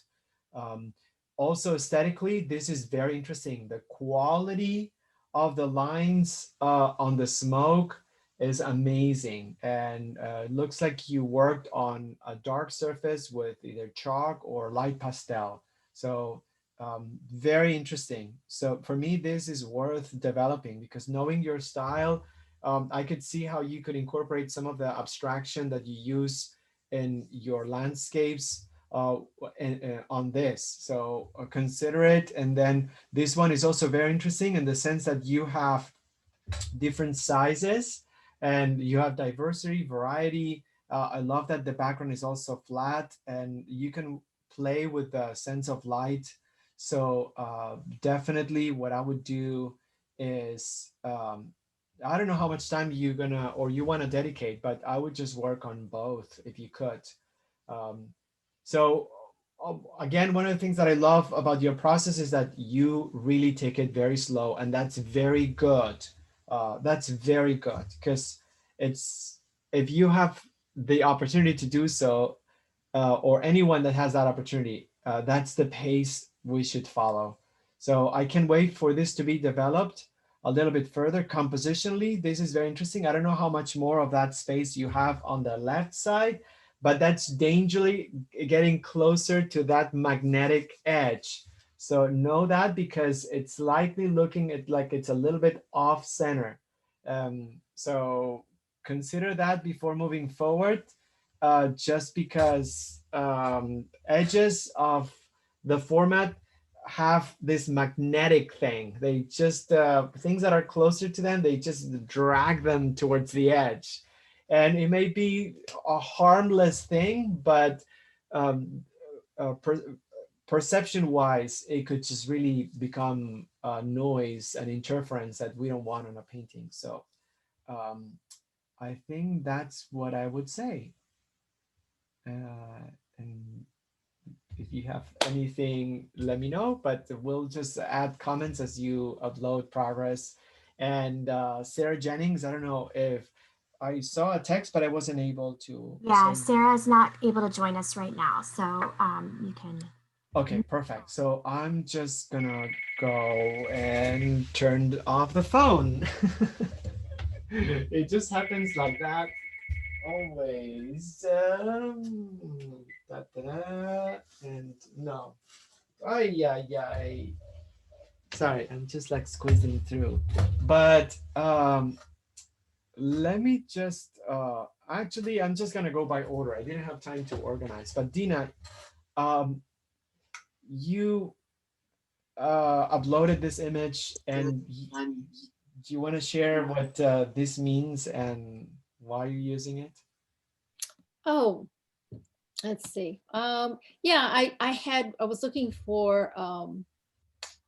looking for a candle and I discovered that I had bought this years ago. I mean, I completely forgot about it. It was brand new.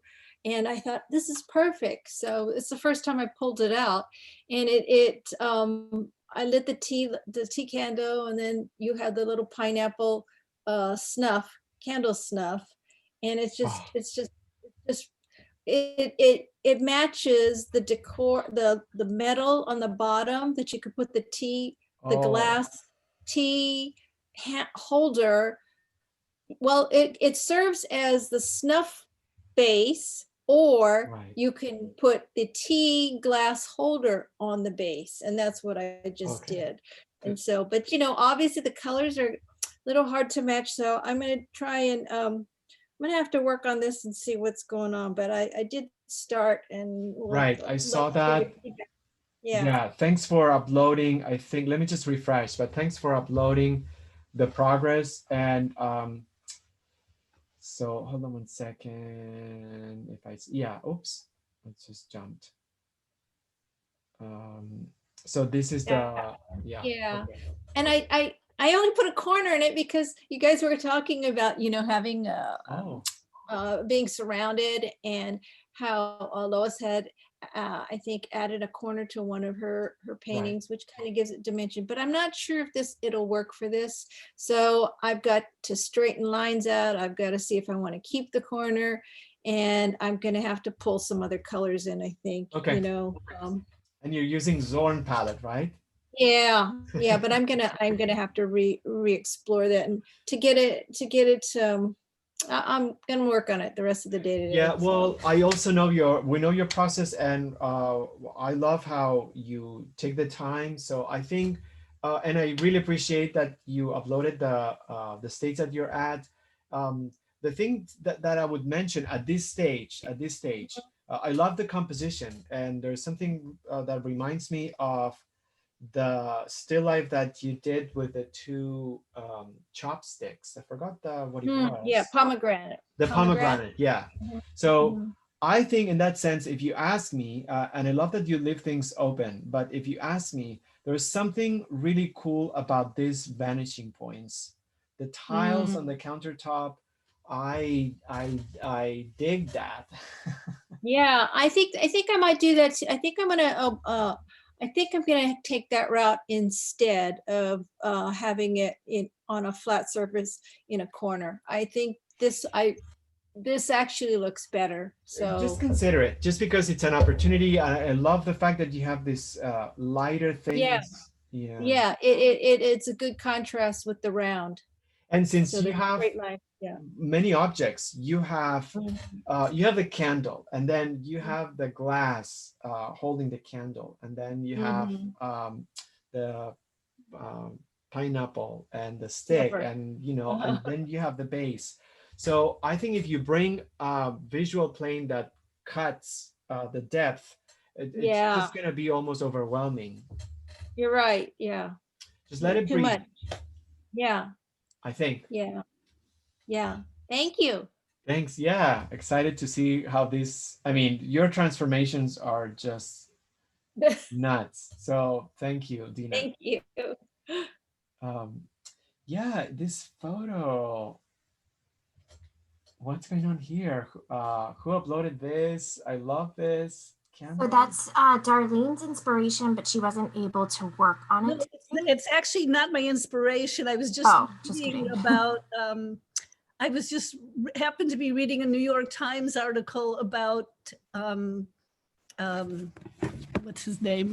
John Waters? John Waters.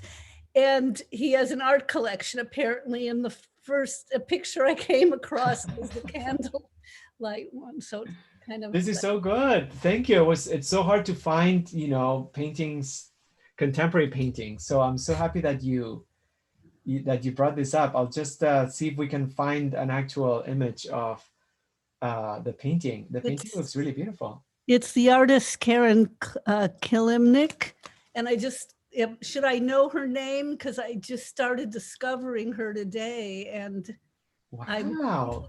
impressed. Thank you so much. Do Yeah, this is so who this artist- exciting. Do you know who this artist is? No, I've never heard that name before.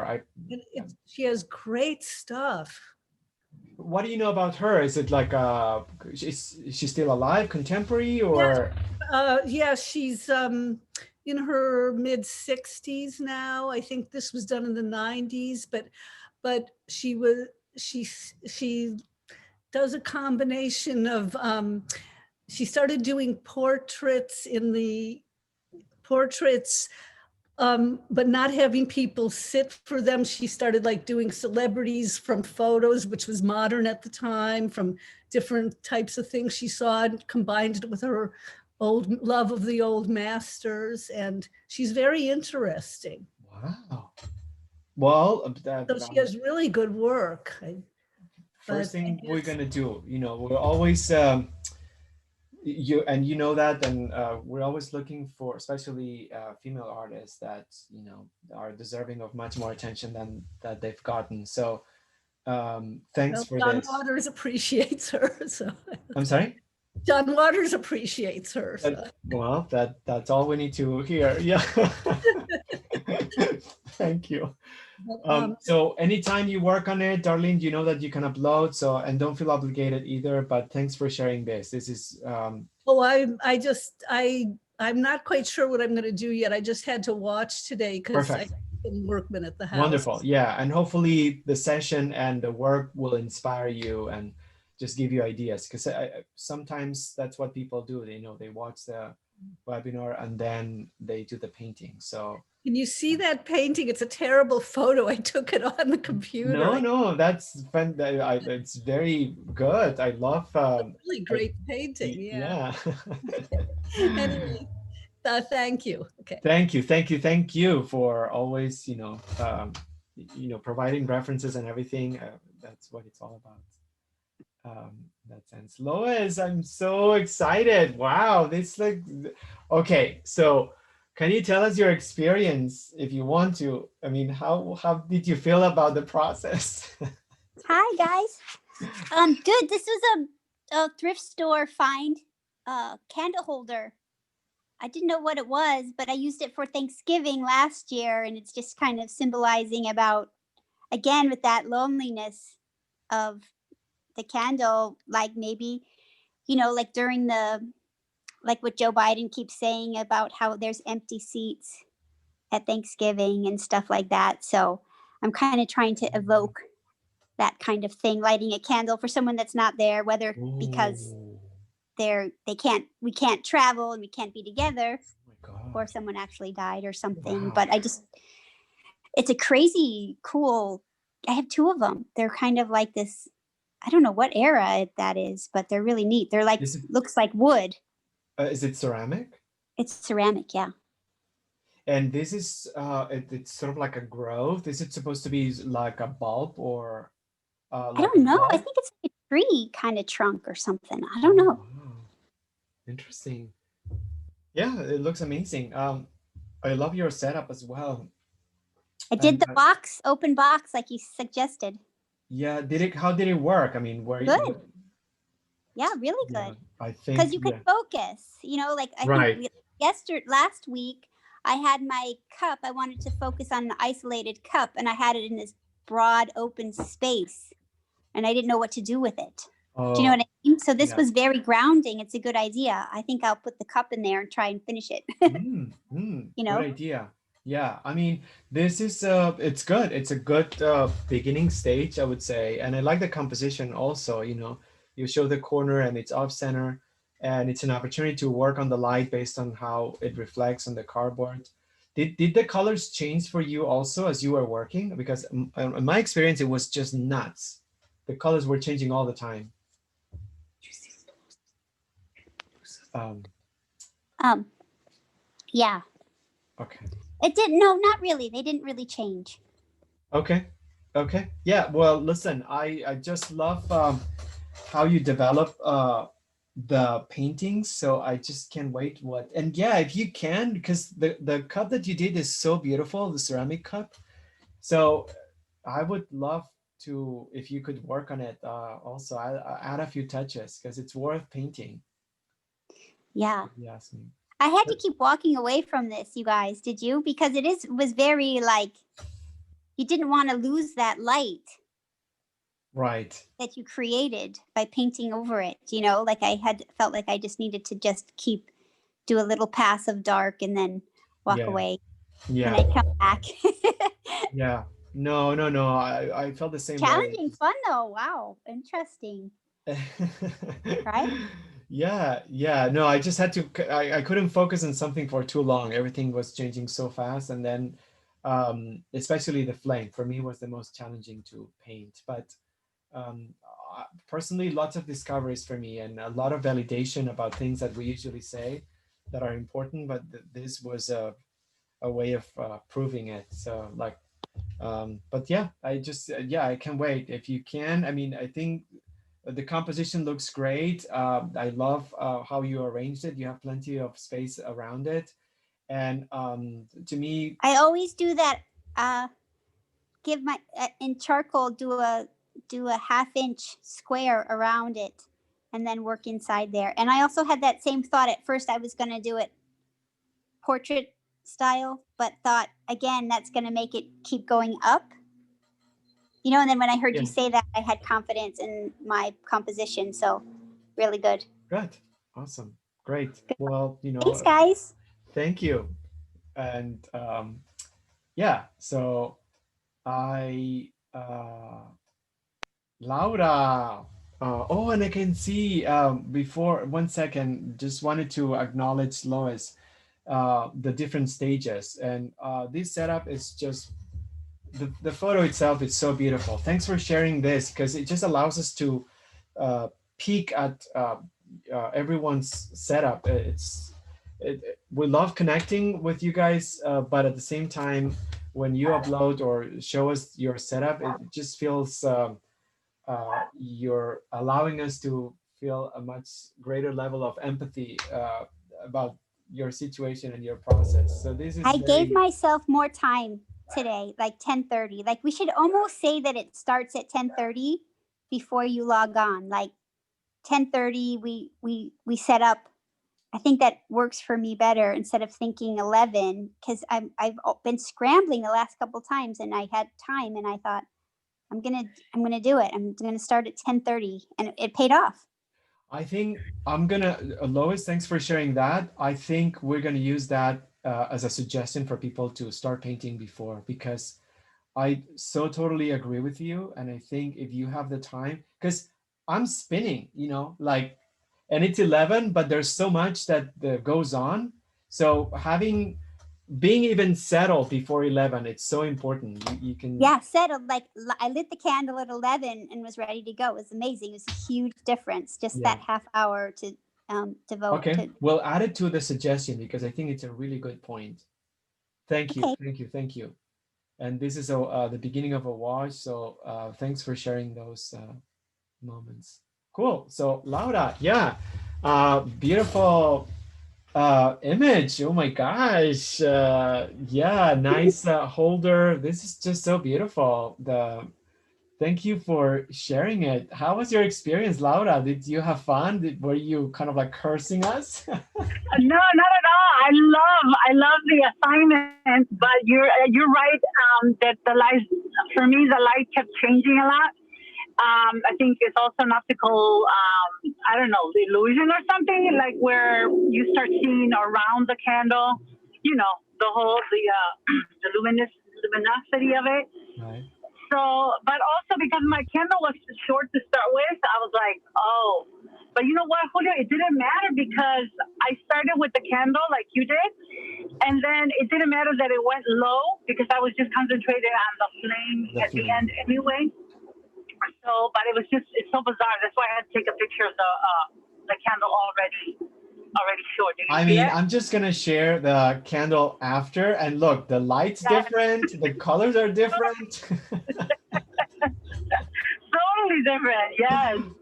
Wow, but So I love the reflection on the transparency of the glass and the pattern that reflects on the marble table. That is so um, beyond, very religious. I oh mean, I don't know yeah, if I yeah, should use, yeah, kind of like the light just going through and creating that pattern. It just feels really beautiful. And you're painting. transparency always is a challenge for me, but let's see what happens. Yeah, no, this the painting is just exquisite. It's just so beautiful. I just love the arrangement. Um, I love the fact that it's almost like tilted in a way. So there's a skew on the table. I like the vanishing points. So there's a bit of an unstable placement of things, but I think in this case it's working. So I wouldn't change one thing because I like what's happening. There's almost like as if the candle and the support are actually levitating and going somewhere. There's something really cool about it. And I love this halo, this orange halo of light. It's so powerful and strong, but it counterbalances the composition. So I think compositionally, which is what I look at this stage, because things are beginning to make sense. It feels really nice. I also love the light through the wax. This is really beautiful. You really captured how the flame illuminates through the wax, and it creates this sort of like rainbow or different bands of color. So I think for me, this is really successful. The blue next to the wick, it's really good. Um, I love the glass, especially around this kind of like crown. I'm not sure about how you want to address, if you can, because this is gone. I mean, this is probably done if you ask me, because it's so hard to replicate the same light conditions. But based on the photographs, I just feel like the part of the beauty of the arrangement is how the light creates a pattern on the glass. I see it here, and I also see it here in a different way. So I don't know if you want to use those images and do the pattern, but that's something that could elevate the work that you have so far. The pattern on the glass. On the table, on the marble. So, Oh, okay. yeah, not through the glass, but actually when the light goes through the glass and projects these shadows and highlights on the marble table. Oh, that's what that is, Julio.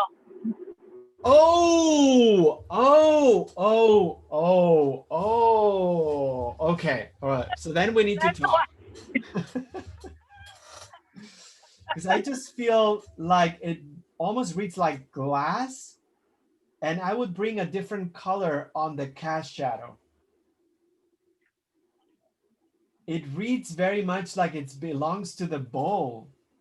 Yeah, I know. I didn't. I tried to like spray it, not spray, but blur it a little Right. bit. I went grayer. Oh, And wow. then and then I went, cause like you said, the light kept changing. So at one point it was gray, and then it was really light, and then it was kind of yellowy. Yeah. So at this point, I just tried to match the halo that you're talking about. You know what I mean? The one Okay. inside. So I think that I don't know. You could just keep it like that, but definitely I just feel there's something I would do about it, because it just feels like it's too much like the glass bowl. Yes, it's like Yeah. contained or something, right? I'm sorry? It's like contained. Yeah, I just I feel feel like like the whole thing. It's the whole thing. It's the bowl. This doesn't read like as the light going through the glass for some reason. Yeah. So I would just, I don't know, I would possibly, I mean, this is an excellent image. So I don't know if you want to bring that warmth. It almost feels like the part of the upper candle that has the light could be the color to use on the reflection. There's also something about Okay. the shadows being almost like purpley or lavender. So I don't know if you want to distinguish that. Oh, I like that. Yeah, like you can see it here on so it's almost like purple. And then you have a similarity of the glow between the star pattern. So perhaps what I would do, consider it and give it a try. Just bring more of the warmth of the light inside, in between first. So then you could actually perceive that you can read that as light. And the reason why this is happening possibly it's because you have such a strong warmth of glow right here that the absence of that glow on the table doesn't read like light. It just reads like glass. Okay. So I would bring some of that warmth and I would actually fill it between the shadows. And see what it would look like. And then I would possibly just bring a different shade or a different temperature of the gray on the shadow. So it gets distinct or distinguished from the glass. Okay. Yes, I think that can help a lot. I was trying to see, yeah, because it keeps changing. Right. Yeah. Yeah, but I like that. I think I'll go with the photograph now that you're. Okay. Yeah. Give it a try. Okay. Thank you, Julio. Thanks, Laura. And what about the background? Okay, it's okay. Background is amazing. Okay, I perfect. love it. Okay. Thank you, Julio. Thank you, This was Laura. awesome. Drive safe. Thank you. Sorry. Bye. Oh, and by the way, I love what Lois said because last week I started at 10:30 and it gave me more time, and I felt more at ease by the time we actually started. It's all a mind game for me. Like, okay, it's, start. So if I tell myself 10:30, I'll be scrambling at 10:30, and by 11 I'll be good. All right, thanks, Laura, so much for just building on what Lois said. This helps us a lot. So we'll just mention it next time for sure. Thank you. Thank you, Laura. And Jessica, oh my gosh, Denise, you have no idea how much I love your selection of candles, your composition, the tea candles. This is just brilliant. Oh, thanks, Leo. I just love this alone. I just love it, because they're so delicate and so humble. And it's possibly in in regards of Diwali, it connects better with the holiday because the oil lamps are tiny and small. So this is possibly much more related to the holiday that a candle. So It was, yeah. I couldn't get a good picture. I couldn't get a good photo of it with my little camera. Oh, it's just, yeah, I mean, this looks amazing. And then this looks even better. I just love the painterly aspect of it. And compositionally, I think it's fantastic. Is it a square format? Yeah, that's what I was going for. Yeah. Okay.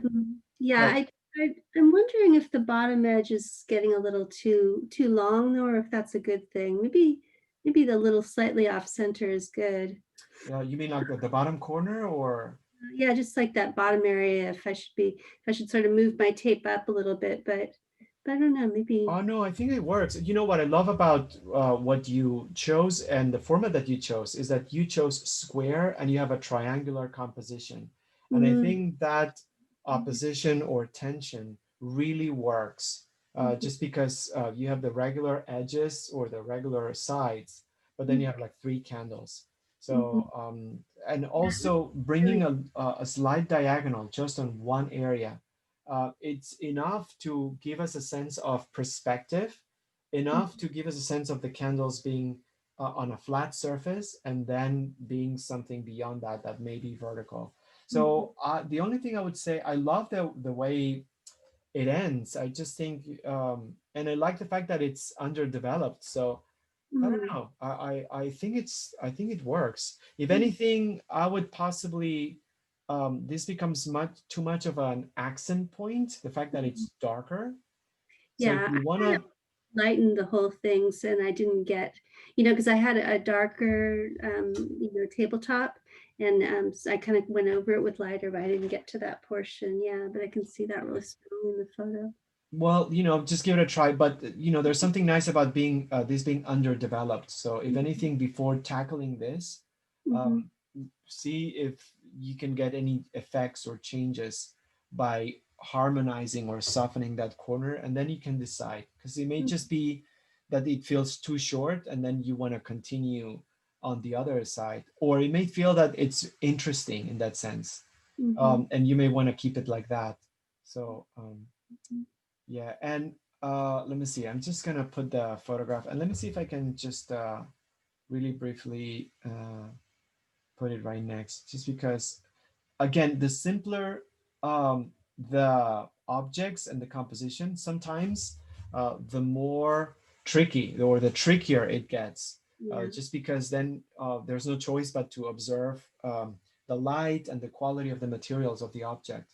So to me, I think this reads beautifully in the sense that I could see the light, it's pretty bright. The hollowness of the tea candle, there's something really beautiful about that. And also, let's not forget, so there is the sense of the which is very important. The surrounding of the tea candle is metallic and it has a reflective quality, and what it reflects is the table. So it almost it's a game of values, but I would say, and it depends on what you were seeing, but I would say there's something really cool about the warmth of the light projecting outside of the edge of the tea candle. The way I see it, the flame is low enough to create a cast shadow of sorts. Mhm. And then there's the light almost outside. Yeah, Mhm. and you did it. Yeah. So it's Yeah. never Yeah, mind. that's what I was kind of struggling with, is the differentiation between the metal and this and the shadows, especially because when I was painting it, it was really the same color. Right. But I think what I'll do is bring a lot more pink in, because in the photo I can see just tons of pink that I couldn't really see when I was painting it. And I think that gives a really nice effect. And it's getting a little mauve too, which I think I I'll I clean up. would. I think I would. I Yeah. think I would definitely. And also maybe distinct or make a distinction between the flat surface and the vertical one. I think that's gonna help you as well, just because it could be an idea of the light just bouncing upward. Yeah, I got a lot Um, of pink on the wall now, so maybe bring that more strongly. I think so. I'd maybe be And inspired by the photo. right, no, I think it's good. I mean, I'm gonna take a picture of mine as well and see if there's something revealing. So I would say also consider, it doesn't need it, but so for example, this tea candle has a nice oval regular shape that feels very harmonious. But on this one, I could see a break on the line on the oval, and it Yeah. feels sort of like a more like a seed like. Also, there's something really nice about the verticality of the edges, Mm-hmm. whereas here I see more of a angle. Right. So I would consider, I mean, if you want to work on it, which I think you should, but consider the shape of the tea candles um, to straighten the edges and round the sides of the oval if you want to. Mhm. There's something really nice about that unbalance, and maybe you want to consider keeping it because Mhm. not everything has to be perfect. But yeah, that stands out for me. Yeah, yeah, it looks a little misshapen. Yeah, which let's just sort of like go over it, which is nice because not everything has to be photographic. And there's something about this. It reminds me of the expressionist example that we put or we talked about, the Max, forgot his last name. But Mhm. the candles, there were a few candles and there was a mirror, and some of the candles were toppled, and some of the reflections on the mirror were so different from the actual candle. Mhm. And that creates sort of like a dynamic tension or relationship. Um, so it's not wrong because there's something really playful and dynamic in the fact that they have different structures. Just consider if you want to keep it or if you want to harmonize it. And Mhm. because of the simplicity of, this is my opinion, because of the simplicity of the composition, and you can decide if you want to keep it or if you want to work on the light quality and then just keep it tight and more harmonious. Mhm. Mhm. Yeah, I think I'll work on the pink a little bit first, and then come back to that and maybe keep it, maybe not. Yeah, but yeah, I see what you're saying. But also the other thing I had that's so hard with it is I didn't have any. I didn't have the right paper. I used. I thought I would try to use watercolor paper, and so it just kept soaking in. Oh my gosh. Yeah, it's so frustrating. So and I couldn't kind of. And I was like, why didn't I just make this a watercolor? Oh, well, yeah, if you had like acrylics or water base, yeah. It happened to Yeah. me before where I just got confused and wrong and used the regular paper, Hmm. and it's just a struggle. Yeah, It's, it I was would just. say this is remarkable considering the paper that you use because it really, the resistance of the brush and then the paint becomes matte because Hmm. Yeah. it's just really frustrating. But here's the thing, there are some good news. The second pass is so much easier Hmm. and really satisfying because then you can really build. So Yeah, at the end it sort of started to build up some layer on it, okay. but yeah, maybe I'll work on it a little more, and maybe I'll try again too with the proper proper materials. Oh, yeah. Well, Too. only if you have the time, but honestly, because I've done it before and then I just didn't start again. I just continue working on it, and there is still absorbance, unbelievably. I mean, you would think like that would cover, but it still feels like the paint gets matte. It's amazing, even though you put several layers, but to me, the quality is just different. But this could be easily corrected with a varnish, and yeah. And just so you know, next time, if you want to avoid, if you don't have the time, then by all means, just go for it. But if you have regular paper and you want to paint with oil and you don't have the time to get new paper or a surface, I don't know if you have any glue, any sort of like Elmer's glue. You can always dilute it with water, a little bit of Elmer's glue and water, and then you just put a couple of coats and then you're done. Oh, okay. Maybe I'll come to this painting and then paint some more. Yeah, that's a good idea. Yeah. Give it a try. I mean, yeah, I think that could be a good idea, just because the Elmer's glue is a little bit, I don't know if that could be a good idea, actually. Now maybe I'll finish this one as is. Yeah, I think that's a good idea. But for next time, know that, you know, there are options that you could do, and it's so much better. Well, thanks, Julia. It was a difficult one, but fun. Thank you. Thanks for joining. Always so glad to have you. I love your work, and thanks for joining us. All right, thanks.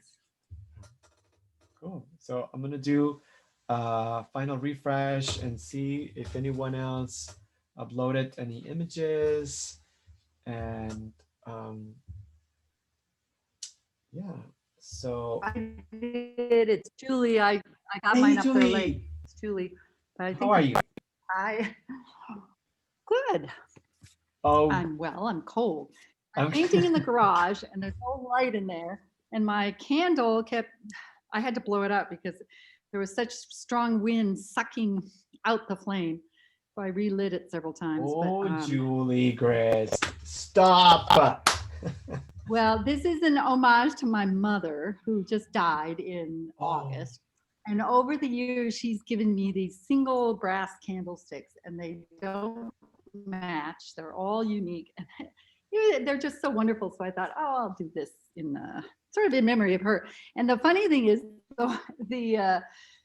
as I said, the wind was sucking out the flame toward the open air. And I thought it had a lot of movement, like she was there chatting to me or something, you know, saying, come on, I'm this way, come here. I don't like my flame so much. I did the very last bit, but and on the real painting, it doesn't look like as strong as it does on this picture. The background, there isn't really as strong a line there. There is a bit of a difference, but because I don't know if that bothers you with it doesn't match with the table, because it was on the table. What do you mean? No, it's not the table, yeah. What do you mean, like it doesn't match the table? Well, the line doesn't line up really with the corner. The line that now I see it in this photograph, it looks like a corner of the room, and the table is stuck in there, but it really wasn't. Oh, okay. Right, because I was going to go there, because it just seems, you know, the corner of the table and then this, right? Right. I was going to do more of a flat wall, but it turned out to have a line in it. But so is the table, did you have the table against the corner or? No, not at all. So if you flip back, you can see my my photograph. Okay, let me see if I can just bring it. It puts it in time, like when you loaded it. I see it. Yeah. So it's way back. Here. Okay. All right. Oh, so yeah. So I don't know. That sort of bothers me in the picture of my painting. I see. All right. So first of all, I just think that this painting is essentially, you could leave it here. It's done just because the conceptual and the narrative couldn't be more poetic, it's symbolic, beautiful, and I personally thank you for bringing that narrative and that symbolism, because I think that's, to me, one of the things that I love about painting, the fact that you could turn something symbolic and create a permanence of it. So Mhm. it's so beautiful what you explained. It just gave me chills, and I really appreciate it. So that alone makes this painting extraordinary.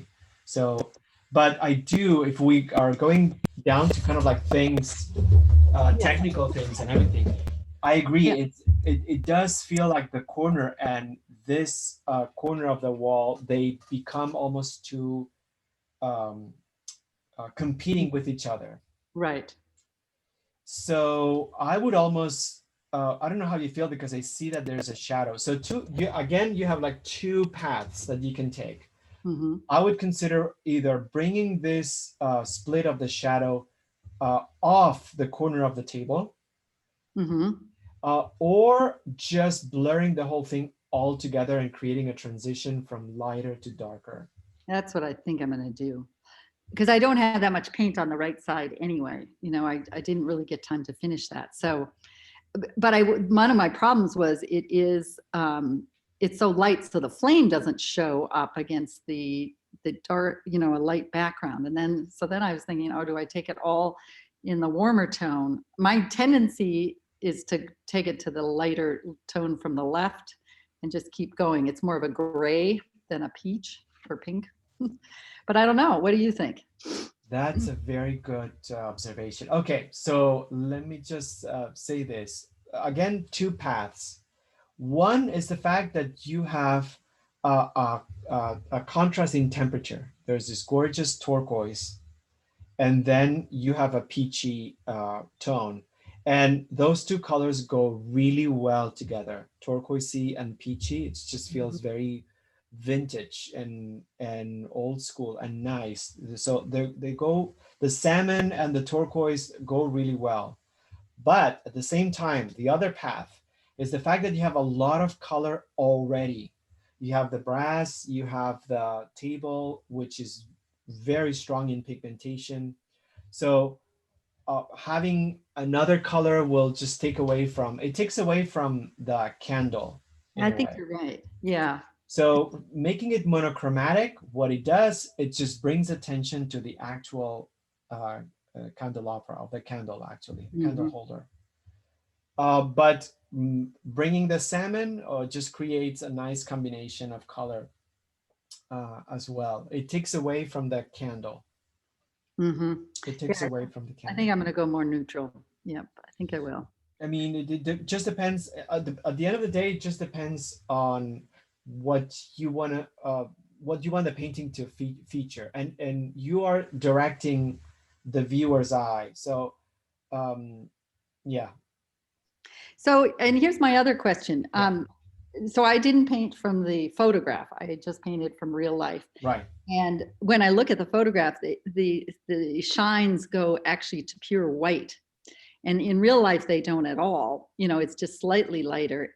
But I I went over mine so many times that I lost some of the shine I had, like in the middle section. I think at the end I lost a little bit of that. But it's too much to put on pure white, I think. But I want that that brass tone. And the funny thing is about this is you were starting the class and I started shining this candlestick. You can see I didn't even get to the top because it was so muddy that I thought, oh, I'm not even going to have any reflective surfaces. So I was trying to polish it, the polishing thing. So I don't know if I go back to and just do the sort of yellow you can see on the base. It's Right. a little brighter. Probably add Yeah. more of that, right? This is a situation in which you could use the photograph to help you uh, enhance what you see to your benefit. And there's no reason why you shouldn't use it. And to me, I see this, right? There's something really poetic and beautiful about painting it from life and sticking with it. But there's nothing wrong about bringing the qualities of a photograph, the high contrast of highlights, in order to accentuate whatever effect you have right here. To me, the candelabra or the candle holder is amazing. The bottom part, it's very successful. It just feels metallic and golden. And I like the variations of darker or lighter. The top also feels like that. And I love the fact that it's darker. The least successful, and it's this part right here. Yeah, It just feels like it doesn't have the perspective that I could see on top and the bottom. So I would say number one, by all means, use the photograph and bring burnish part of the highlight in order to create even a more accentuated metallic element. Absolutely. But at the same time, I just feel that there is more of a belly here. You see the belly below and it's really round. So I think I would just tweak. Yeah, fix that up. And Yeah, I did have more of a shine there originally, and I think I yeah, maybe just on the left side of the stacked, all this kind of like mini pancakes. Yeah. On the left side, I would just go much more sort of like rounder. So it feels like it really wraps around. Okay. Yeah. So for me, it's mostly the drawing aspect. The quality of the candle holder is just amazing the way it is. If you want to accentuate the highlights, like the way you did it right here, it's just gonna give you a much more stronger sense of light direction and also metallic effect. So do it. Okay, good. All right, I think I'll work on a little bit more. Yeah, I would. If you can, that would be just amazing because it's just such a beautiful painting. I love the cast shadow that you have. It reminds me of the fabric that you had on the mug. That it's so gorgeous last week. Oh yes, the Prussian blue, my favorite. Yeah, it's gorgeous. With a little black mixed in. Were you able to do a couple of the touch-ups that you were gonna do? On the mug? Yes. Yeah. I think I loaded it up the other day, so you could look at it later. Okay, but so and you said that you uploaded it. Yes, I did. Yeah. Okay, perfect. Because I want to share that. It's just exquisite. Thank you. All right. Well, this is fun. It was a challenge, but it was fun. Thank you. Thanks. And thanks for choosing such beautiful object and for telling the story. It's just gonna. I felt like my mom was with me the whole time. Oh, nice to have a Friday with her. That's wonderful. You made my day. Yeah, you made mine. So thank you, Julie. Bye-bye. Bye. And so, yeah, let's just leave it here, right? Yeah, let's leave it here. Hi, Jan. Beautiful, beautiful work. Yeah. Everyone's stories and everyone's compositions and right. They feel so intentional, and I love that. Beautiful. Beautiful. Thank you. Thank you. It was a lot of fun. Thank you guys for taking on the challenge. Thanks for the ideas about recommending joining earlier. Yeah, that makes a lot of sense. I'm going to apply that to myself as well. Just because I'm like 5 minutes. After how many weeks we figured that out? Well, you know, we're just getting better, and you guys are so amazing in your work that you want to dedicate more time. So it's just so nice that you brought it up. Yeah. As long as we're here, right? As long as we're already committed to the Friday. Right, right. Yeah, it's so beautiful. We had such a nice group today. And yeah, thank you guys. Eternal gratitude for you joining week after week and, you know, creating such beautiful work. So